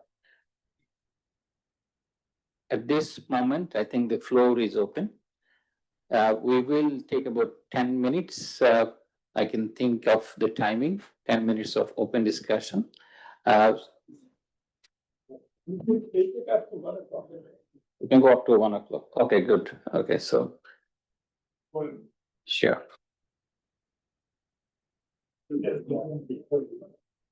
Okay. So the floor is open. Please introduce yourself, and we have seen many distinguished people here. So the floor is yours. Just raise your hand and start your own discussion. Professor Munir Quddus. Thank you. Very nice presentation. I have a question for David. When writing this book, what were your main challenges and how do you work on them? My name is Munir Quddus. I'm a professor of economics, teach at Prairie View A&M University. Thank you.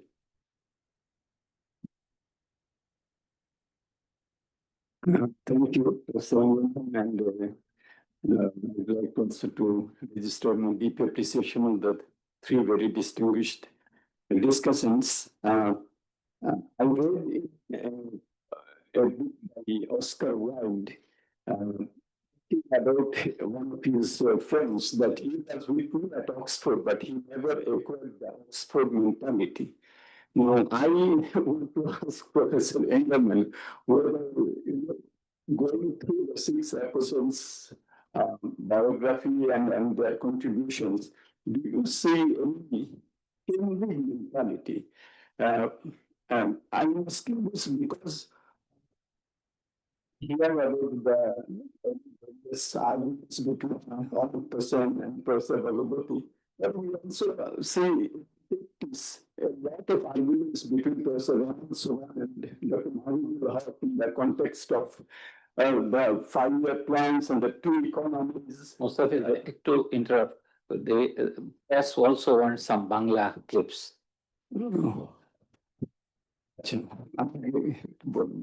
So that is an observation that I had. So because I was also reading the biography of Professor Suman that he, with Professor Amartya Sen, they had this debate in the Cambridge Majlish about this house rejects Seattle, was that. So the contradictions started their student days. So that was the point that whether there was any that you found out, for example, contesting authorities, being public intellectual. So that is the observation and the question. আমরা অনেকটাই শুনি যে professor Amartya Sen এবং professor Jagadish ভগবতীর মধ্যে অনেক ধরনের পার্থক্য, কিন্তু আমরা দেখি যে পাকিস্তানের অর্থনৈতিক ইতিহাসে যে অধ্যাপক সোবান এবং ডক্টর মোহাম্মদ হক যাদের সম্বন্ধে এখানে বলা হয়েছে, তাদের মধ্যে একটা বড় পার্থক্য ছিল দুই অর্থনীতি নিয়ে, বিশেষত পাকিস্তানের পঞ্চম বার্ষিক পরিকল্পনার সময় একটা বড় ধরনের তাদের মধ্যে ছিল। প্রফেসর সোবান হয়তো আমি রিকোয়েস্ট করবো যে তার কেন্দ্রীয় তাদের মধ্যকার সম্পর্কের প্রেক্ষিতে তারা যদি তিনি যদি এটা সম্বন্ধে একটু বলেন যে কিভাবে তাদের দুইজনের পার্সপেক্টিভটা তার মধ্যে একটা পার্থক্য পরবর্তীতে দেখা দিল এবং এটাকে কিভাবে এক্সপ্লেন করেন। ধন্যবাদ। Thank you.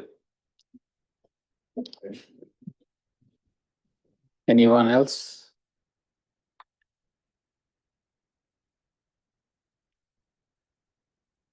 Just to add something more to my past presentation. আচ্ছা, বাংলাতে পক্ষে সুবিধা হবে। Then I will translate it into English. একটা তো আসলে কি, I will actually to disagree.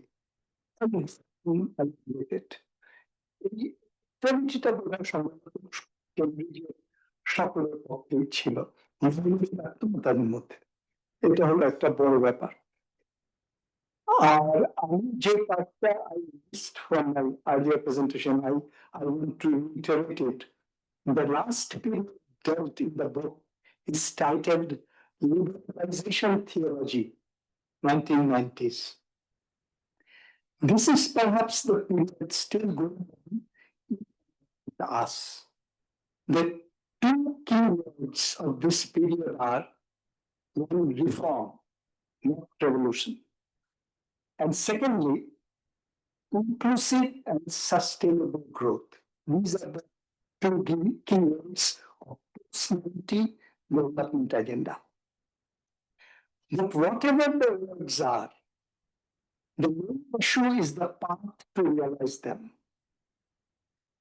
The discourse suggests curtailing the role of the state and creating good institutions for good governance is the solution.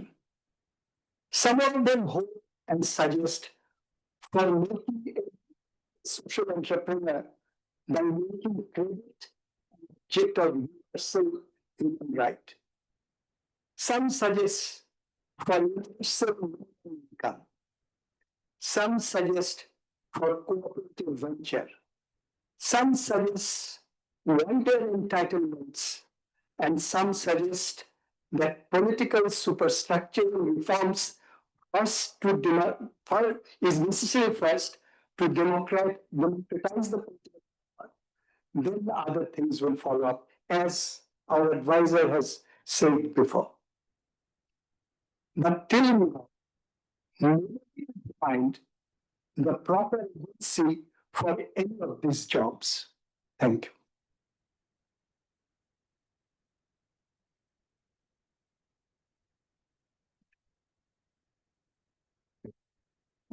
This is Raghunath Jahan. I have two questions for you, David, very short.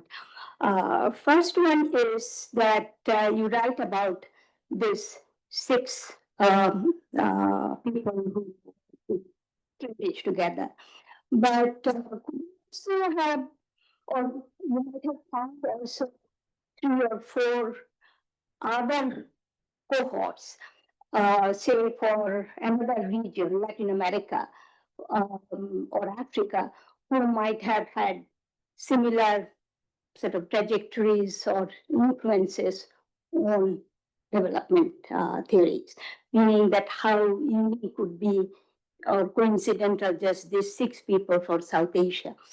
And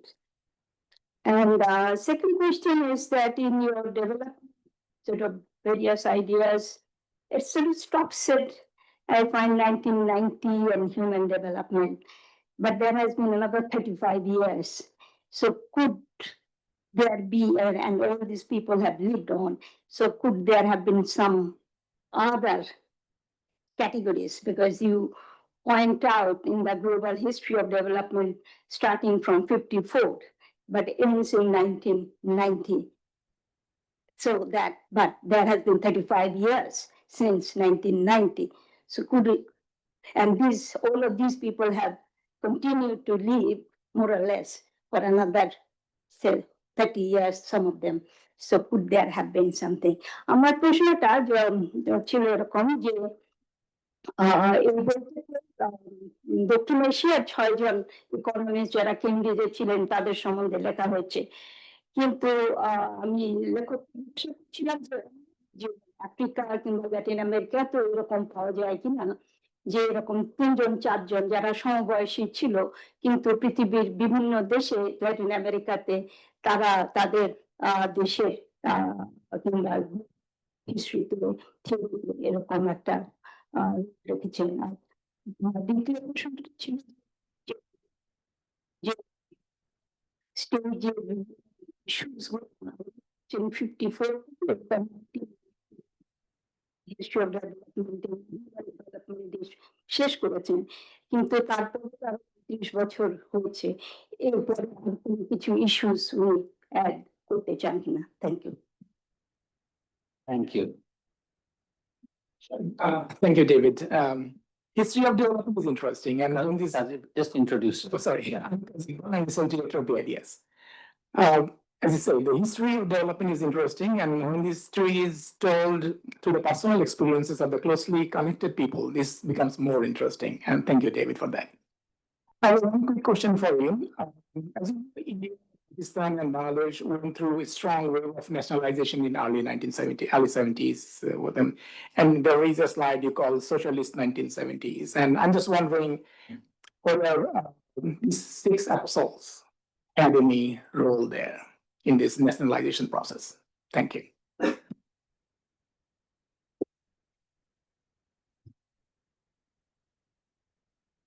কেউ স্বাধীন মালিক বলবেন কিছু? Thank you. Sorry, my name is Sharifuddin Ahmed. I'm the retired professor of history at Dhaka University. I was really attracted by the fact that the book has been written by a historian, sort of historian, turned into economist, something like that.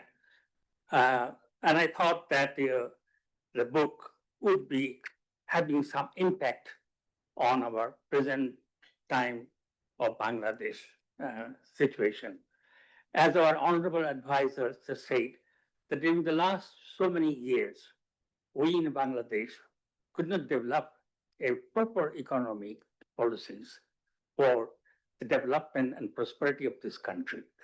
I was just wondering whether this book could help us in finding the right path now in the next 25 years. Thank you. Yes. Excuse me, my name is Ahmed Haq.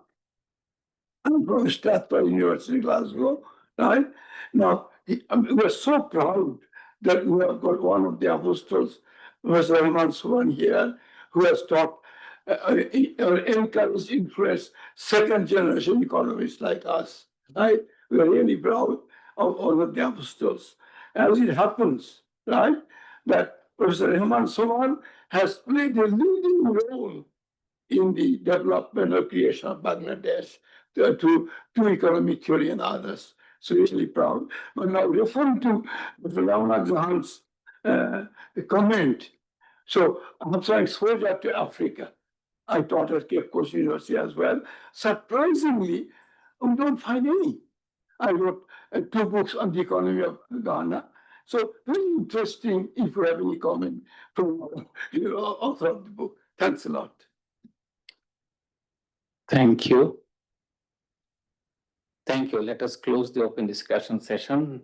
Let me invite Professor Engelman first to give some replies if you want to, just reactions to some of the comments. Thank you so much for your all of your comments, especially distinguished commentators, but discussants, but everyone really. There are a number of good points in here, and things that I wish I could have dealt with more. I was particularly taken by Dr. Rashid's call for adding things here and there. I would have thought that 560 pages would have been too much for anyone, but apparently I left you wanting more, for which I apologize. Let me start with a few general comments and then move into some of the more specifics. So the question just raised, and Professor Jahan raised as well, about what about economists from outside South Asia? And I guess I have a couple of thoughts about this. That first of all, I would welcome such books by other historians. I don't know that you'll find quite the same constellation. I think this was a highly unusual, if not a unique moment. I think the well-developed higher education system, an Anglophone, English medium higher education system in South Asia, put South Asian economists in a different role, made them readier for the sort of leap to the UK or eventually to the US than later. The other point I would make, though, is that strikingly, even though we talk of a global development discourse, and my readings of it through the 1950s and 1960s was that it was highly compartmentalized. And so even though import substitution was coming under discussion in South Asia, particularly in India, as well as in Latin America with dependencia, with Prebisch's ideas in the 50s and 60s, there was actually very little conversation between the two regions and between the two regions' economists. And to a large extent, what took place at the United Nations and at the World Bank. So it took place actually in the United States at international organizations. And I think that if I had more space in this, I could have historicized this, I guess I'd call provincialism, which not just South Asians, but Latin Americans were also party to. There are a number of people I wish I could have included in here by expanding the horizons, either by not limiting to Cambridge. Probably foremost among these would have been Samir Amin, as staking out a particularly left position, a very consistent and strong one over so many decades. Rahul Prebisch. But I also think we should remember that many of the development economists, people who are interested in global development, were actually people on the right. And this is, at least in the sense of trade, pro-trade. And this is one of the appeals of having these apostles like Bhagwati and Dr. Singh, because they represent a kind of wider range of development ideas than we often are accustomed to imagining. And for that, I actually had the idea of looking at a Taiwanese economist, S.C. Tsiang, as well.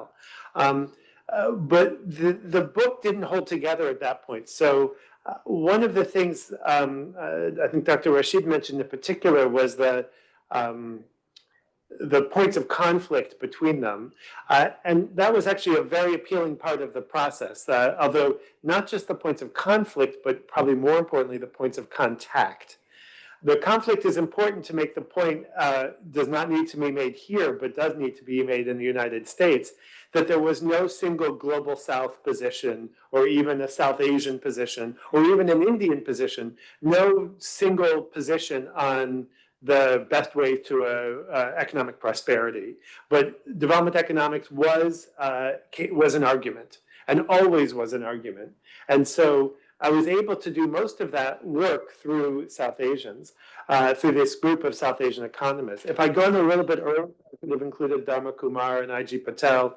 If I'd gone later, it would have been hard because the book would have been 4 volumes with a number of South Asians coming to Cambridge, to Oxford, to LSE, and eventually to Harvard and Yale and MIT in the 1960s and 1970s.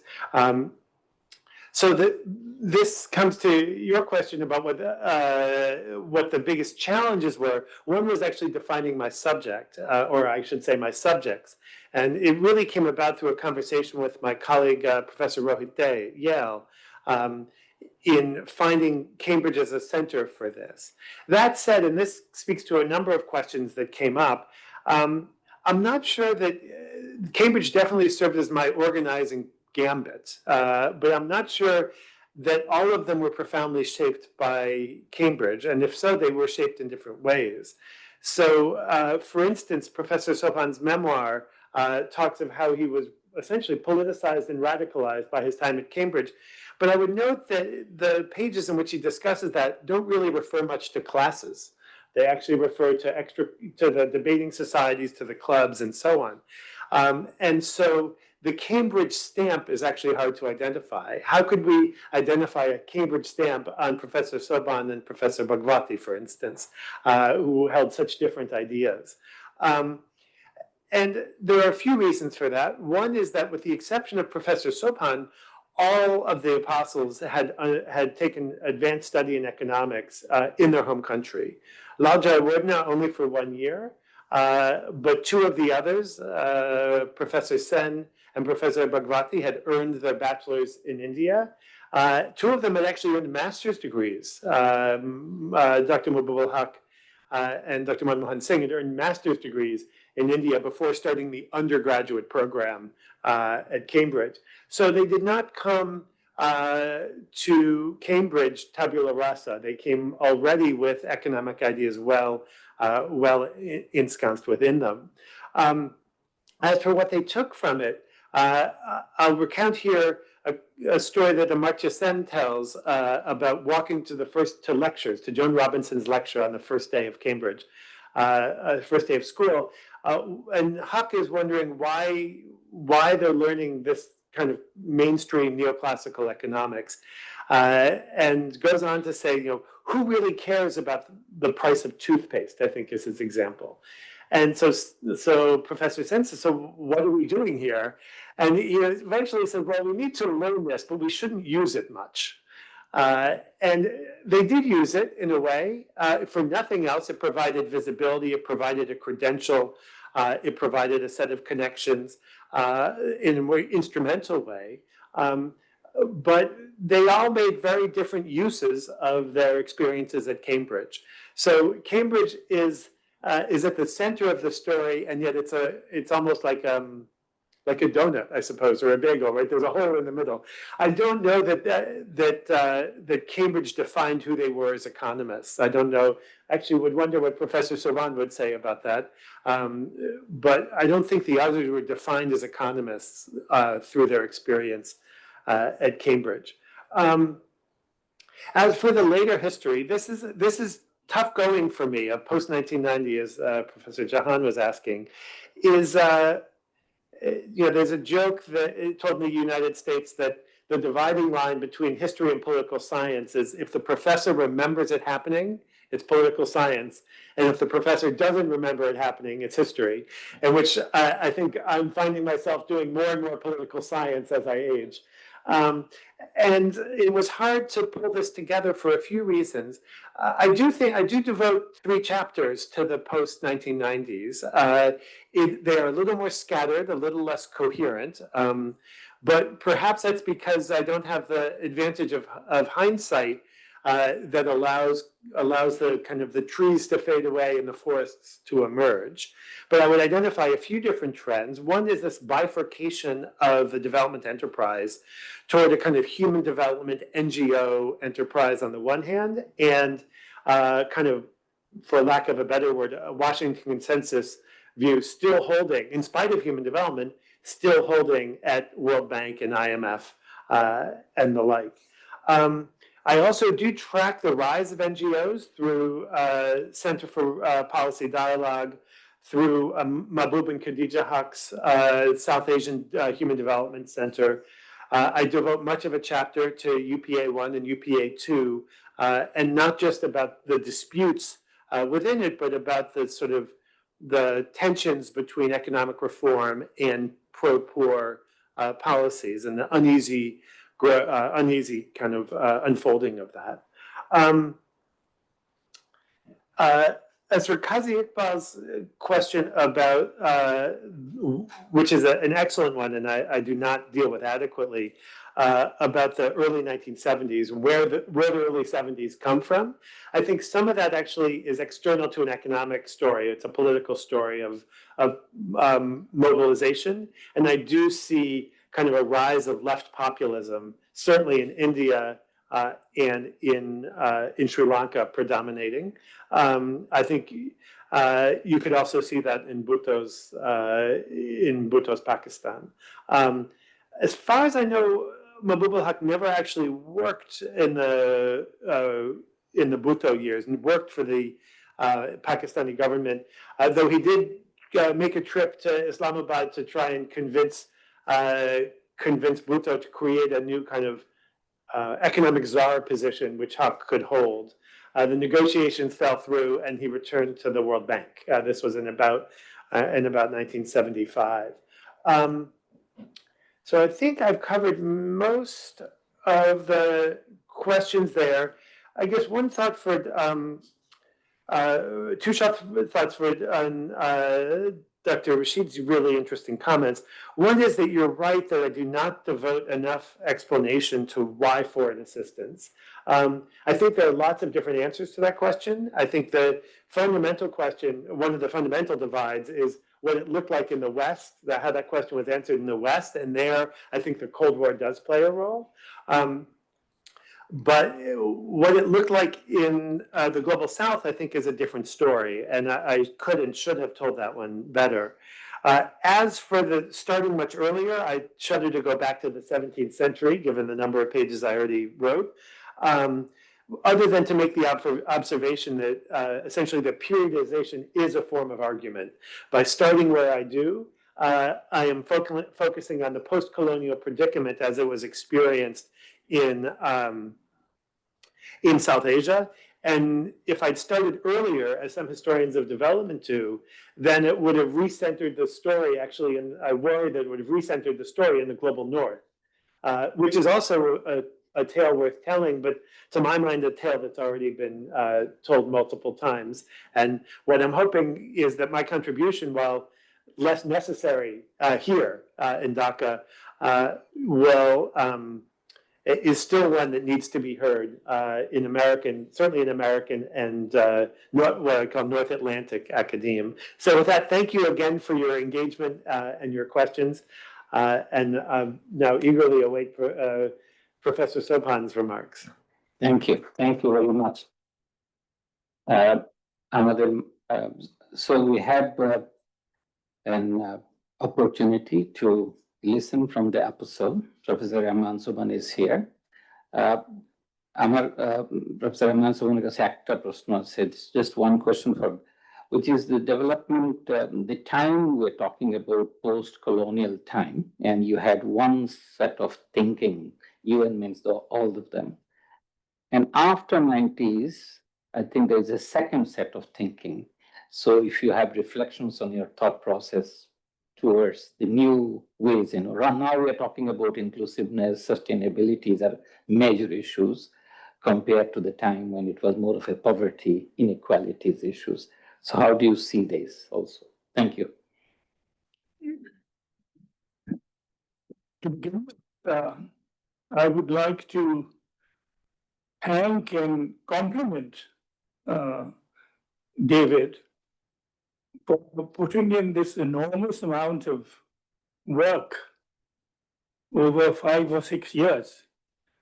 In fact, the sort of archival research and interviews that he did, he has an extensive list of interviews, generated information which would not be known to most of the apostles themselves. At least they participated in that, but since they were all in their 80s and moving into their 90s, their memory would have faded, and it is David who would have revived those memories. So for that, I'm particularly grateful. After all, I cannot think of too many researchers who would have managed to find out what marks Amartya Sen got in his Tripos papers at Cambridge when he in fact got his degree. I mean, that is real research.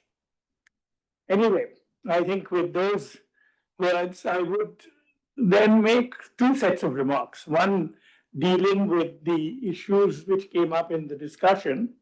But before that, to point out a feature of this work, which is incorporated into the work itself, but which really did not come up in your presentation or in the discussion.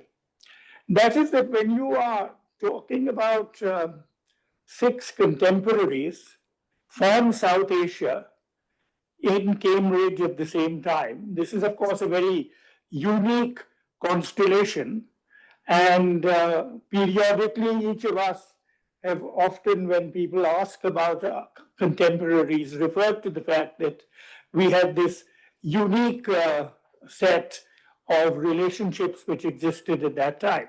But what is even more interesting than the original relationship is the fact that over the course of the next half century, all these people have in various ways interacted and intersected with each other. This is very rare, particularly if you are moving in different directions and you are coming from different countries. I mean, if I look at my own interface with the apostles, every single one of them, in one way or the other, had relationships of one sort or the other with me through my life. I mean, the Amartya Sen relationship needs no elaboration because one manifestation of it was the very active engagement which brought him first to BIDS and then to CPD. And that photograph that you projected of his being greeted by large crowds at Shanti Niketan on his way back. Actually, before he went to Shanti Niketan, he came to Dhaka, and he was greeted with large crowds in Dhaka. In fact, actually, every time Amartya Sen made a public appearance over here, it became a law and order problem, because invariably there were many people who were wanting to get into any hall, then could be accommodated both inside and outside the premises.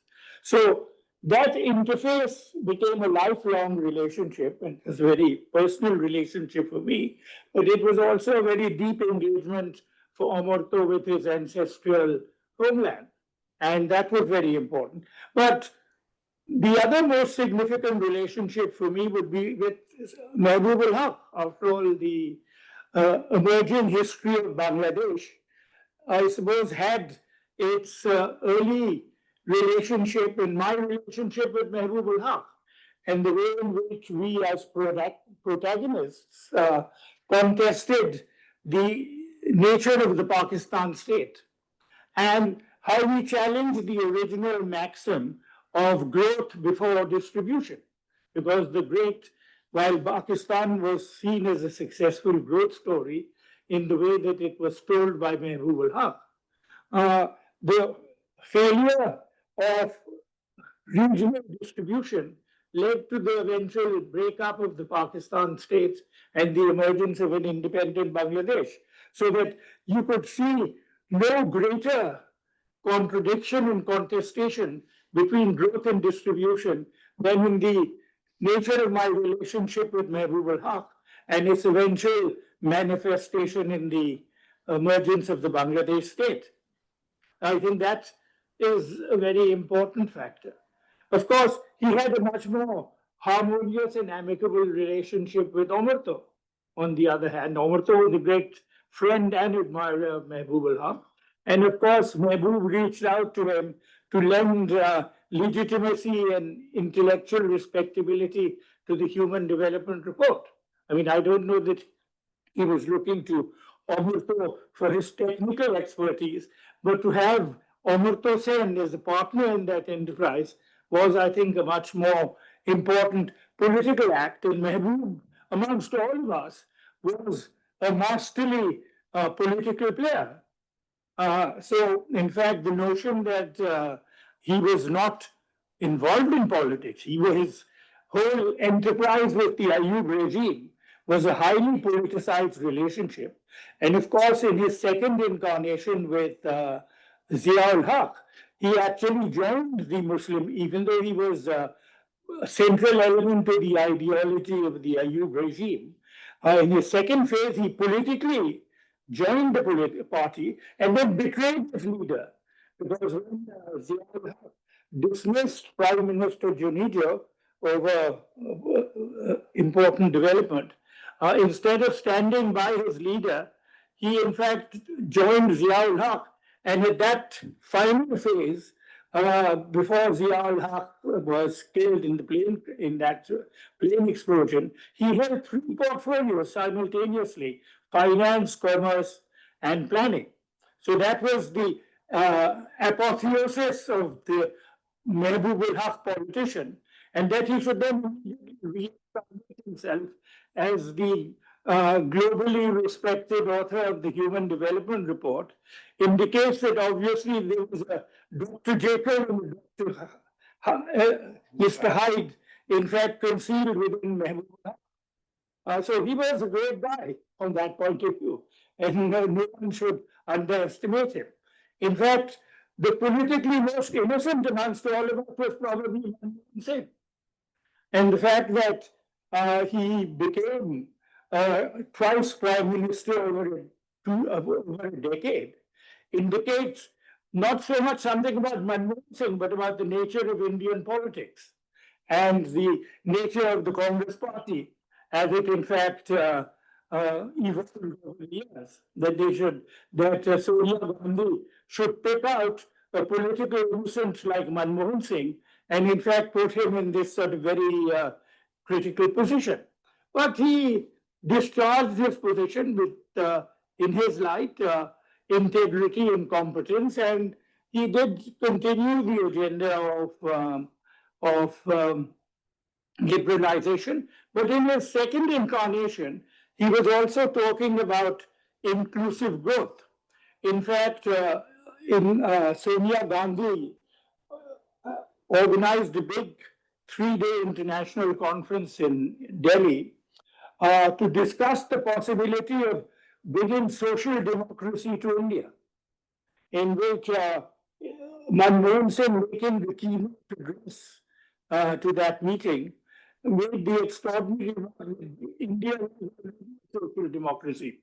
So in his light, he interpreted social democracy as having liberalized the economy with social protection and other forms of welfare intervention to, in fact, address the problems of what they called inclusive growth. So that was the way in which that situation evolved, and that relationship was there.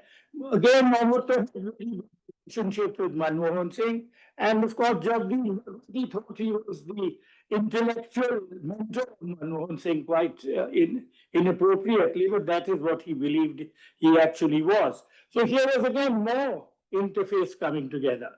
And then Amartya Lal Jayawardene had a very close interface. In fact, he was instrumental in getting Lal Jayawardene appointed as the Director General of WIDA, in case anyone did not know that. It was really, and then it was Amartya's patronage to bring all the top economists, whether from Cambridge, Mass, or Cambridge, England, to this remote snow fastness called Helsinki, where no state ever set foot, and to try and use that to make WIDA into a sort of respectable development in the global institution which it was. And of course, that intimate relationship between Lal and Amartya played a very instrumental part. Of course, sitting here in BIDS, they will certainly remember that the wider BIDS international conference, which we organized over here, I had negotiated that with Lal Jayawardene because I was a member of the governing council of the UN University, which was the patron body of the wider institute. And so we negotiated that we will have this great international debate between the critics of structural adjustment and the World Bank IMF constituency. And we would expose them to we would expose South Asian policymakers to this debate. It was one of the great conferences ever organized by BIDS at that time. And incidentally, since I had stepped down, the first time President Irshad was permitted to actually participate in a BIDS conference. In my tenure, he was never allowed to participate in any conference that we organized, but at least he did come to that. But anyway, that again was another form of interface. And then, of course, the great Amartya Jagdish Bhagwati debate, which he covers quite extensively, as he does my engagements with Mehboob al-Haq. Now, the interesting thing is that you talked of Cambridge mentality. Essence of Cambridge mentality is Bhadrata, that you will disagree with Bhadrata. Unfortunately, the Amartya Sen Bhagwati thing became extremely Abhadra. For whatever peculiar pathologies he suffered from, but that was the one departure. In my case, my differences with Mehboob al-Haq were entirely political. We were criticizing, I was ruthlessly criticizing him both in our encounters across the table and in print. And whenever I went to Karachi, he would feel obliged to invite me to have dinner with him and his Bengali wife, Khadija Haq. So that was Cambridge Bhadrata in that sense, as in contrast to the Sen Bhagwati relationship. Now, to move beyond that, Manmohan Singh also.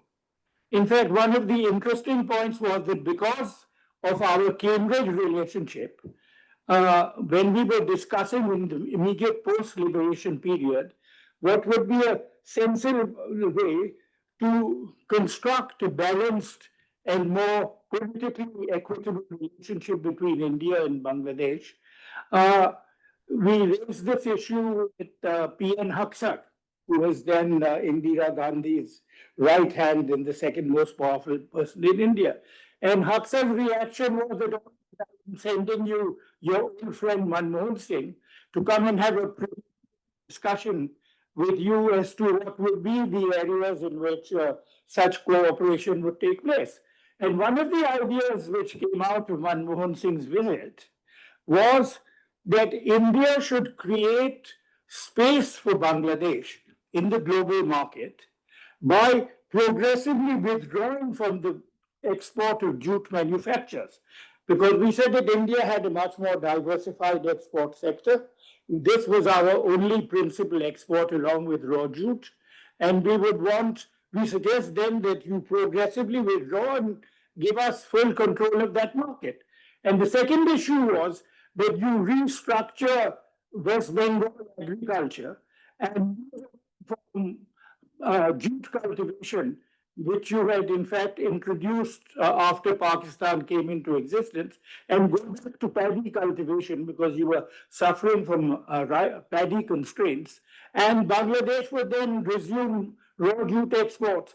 So, in order to follow that up, a special committee was then set up with Manmohan Singh and Arjun Sengupta, who is then the economic minister and a colleague of theirs from the Delhi School of Economics. And on one side, and on our side, Professor Muzaffar Ahmed and Dr. A.R. Khan as members. But that committee could never progress because of the political changes that took place, and also because Arjun Sengupta left Bangladesh at that time, and we left the Planning Commission. So those were some of the interfaces which actually emerged. Now, in the last few minutes, I want to raise some of the issues which actually came up. One of the things which all of you forget, now that we are living in Bajar Arthaniti, is that in the 50s and 60s, everyone really believed in the strong state. And everyone believed that you needed a strong state to initiate the development process. In fact, while Mehboob ul Haq was promoting growth as the primary mission, it was built around the state as the instrument of promoting strong growth. And our main argument with Mehboob ul Haq on the whole issue of disparity was that because it was the state which was the instrumentality for promoting growth, you violated the basic democratic mandate of what should have been the Pakistan state by, in fact, usurping the democratic rights of the Bengalis.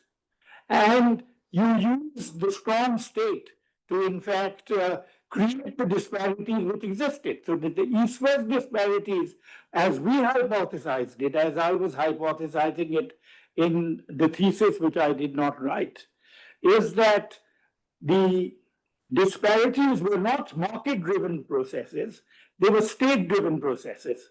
And that was the nature of the Pakistan state.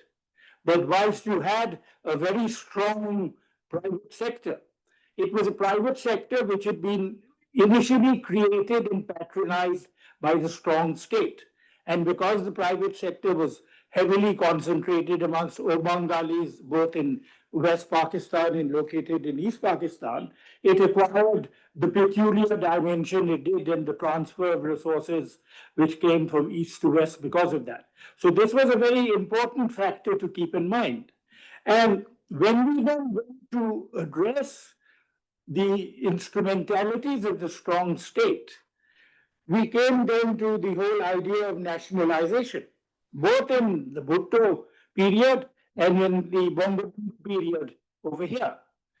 Our original belief was that when you were going to have 6 points, even within the framework of a Pakistan state, the 6 points were never going to be enough to actually change the nature of disparity.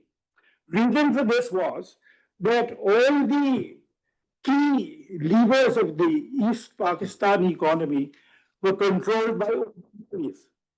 So that essentially, even within 6 points, some of the main beneficiaries of a 6-point state would have been all the Bengali businessmen who were dominating the East Pakistan economy, from the small shops of Baitul Mukarram to Adamji jute mills and Bhavani jute mills and the textile industry and the leather industry.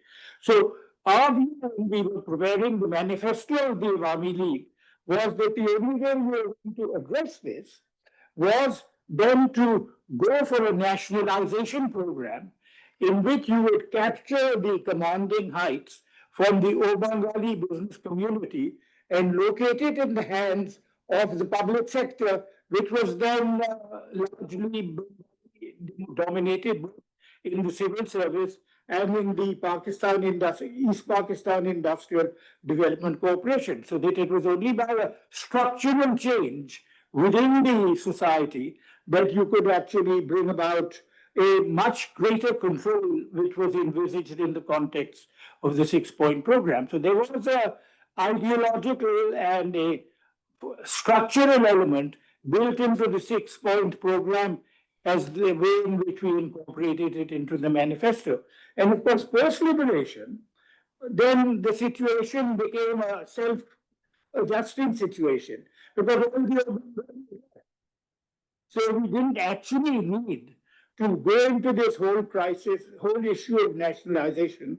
It was automatically nationalized because the state took over all the abandoned mills, and the Pakistanis controlled about 80% of the modern private private sector, including banking, insurance, and everything else. So that was the way in which the state extended itself. We, of course, saw this as part of the socialization of the economy. It was one of the central elements of socialism as it was then understood, was that the means of production should be, in fact, in the control of the state.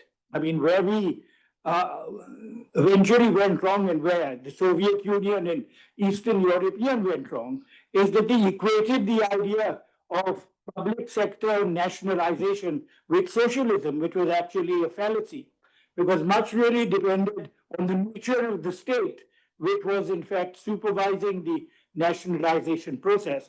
And if there are structural inequalities built into that society, you will have problems. So this was the way in which that narrative went. The last issue I wish to raise over here is the whole discussion of inequalities and both global and national. Now, in the 70s and 80s, mostly in the 70s, you had this big discourse on the new international economic order. A few people will remember this, not many of you are that old. And we had targeted this, at least in my work, around the fact that the oil producing countries had come together through OPEC and had raised prices. So we wanted to extend this into global collective self-reliance in the South. And I have done a lot of writing about the use of OPEC surpluses to promote greater South-South cooperation and collective self-reliance. But that didn't come to very much for various reasons. But that discourse went on, and both men in his non-political phase addressed that issue, and this was an issue which I was also actively engaged in. Almost and others didn't get into that to any significant extent, as I know. But Bhagwati didn't believe in that. He believed in liberalization. So the notion that there should be South-South cooperation was meaningless to him. He believed that South will evolve if they liberalize the economy. But in a way, he turned out to be quite right, because his version of export-led growth, which he patronized and championed in the late 60s and early 70s, became the model for all of us. And the fact that whatever significant commodity-based export growth we have achieved over here has been through labor-intensive exports, which he had originally identified with the East Asians. But anyway, that was the way in which that discourse developed. But now, it is a very different world, because today it is the global South which has emerged as the dominant and driving force in the global economy. It was not the case when I was campaigning for a strong global South and challenging the North. It is the North which is now wanting to depart from globalization and to relapse back into protectionism, because it cannot competitively compete with the new dynamics of the global south, particularly of the Asian economies. If you really look now, the global surpluses, which were originally located in the Western countries and were being recycled by the oil exporters through Western banks, most of the global surpluses are in Asia. In the last calculations I did, about 65% of global foreign exchange reserves are located in the combined East-West Central Asian region, with China at the apex of it. And China as the central and most competitive exporter. Now China as the largest exporter of capital within the South, when you come to think of it. They are the principal sources of export, whether as aid, whether as commercial loans in Africa, in Latin America, and are the biggest trading partners of every region, including now many countries in Western Europe. So that has now completely changed the dynamics of the global order. And the global south has now reconstructed itself with the capacity, competitive and resource-wise, to becoming the dominant region. And the main resistance, using both armed forces and economic blackmail, is coming from the United States led by Mr. Trump. That is the objective reality of the world as it exists today. And so it is a very different world from the world in which we were trying to bring about change. Where we have failed, unfortunately, is addressing the issues of internal distributive concerns. We've grown, we have reduced poverty, but we have become a much more unequal society in every South Asian country. And this inequality is not just an economic inequality, it has led to state capture by the financial elites of our respective societies, so that it has compromised the nature of democracy. You will notice that for all the reforms which have taken place, Bolshevik they covered. No one has we see anything about correcting Bolshevik. And Bolshevik, in terms of the widening inequalities which were created over the last 17 years, I'm amazed that in a country where Professor Yunus in his 3 zeros is sitting at the helm, we are not addressing the problem of Bolshevik in our reforms. And so what we now talk about, and I accuse all of you as guilty parties, that when you people talk about inequalities, you talk about social protection and welfare state, and you talk about inclusive growth without structural change. And the structural sources of inequality and injustice and the perpetuation of poverty have completely escaped all of you who want a more egalitarian society. So I keep coming back to all of you repeatedly. I mean, I wrote a book about this, which I'm happy to say none of you have actually read, on challenging the injustice of poverty, because you are not willing to you are not willing to address the structural sources of poverty. And when BIDS will start doing that, when CPD will start doing that, when all of you, including Akash and his party, will start doing that, then maybe there will be a new debate emerging in Bangladesh, but it hasn't emerged here. Omarto has not led that debate forward, even though he has written a book on justice. Manmohan, Bhagwati, Lal Jayawardene were never interested in that issue at all. They always, Mehboob confused human development with a structural approach to society. So he thought, I will give you human development without structural change. That was that. So this is the world as it gets. We made some contribution to it. It's only 3 of us are now left. No one is now writing anything beyond memoirs. So it's all up to the new. Well, you are no longer new, everyone.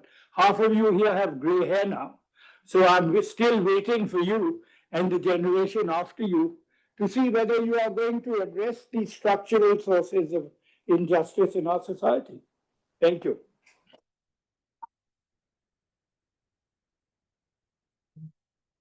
Thank you. Thank you very much. This is more than 2.5 hours of discussion. And yet there are more questions for all of us, particularly with the last issue. Let me thank everyone. Thank everyone for staying here for so long and coming here for this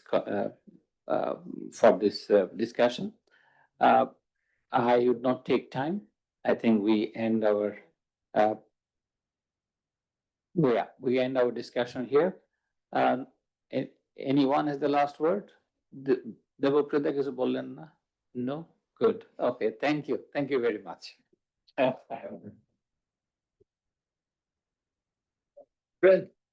Good, thank you. So thank you. Okay, thank you. আর দেখা না হলে দেখা না হয় তো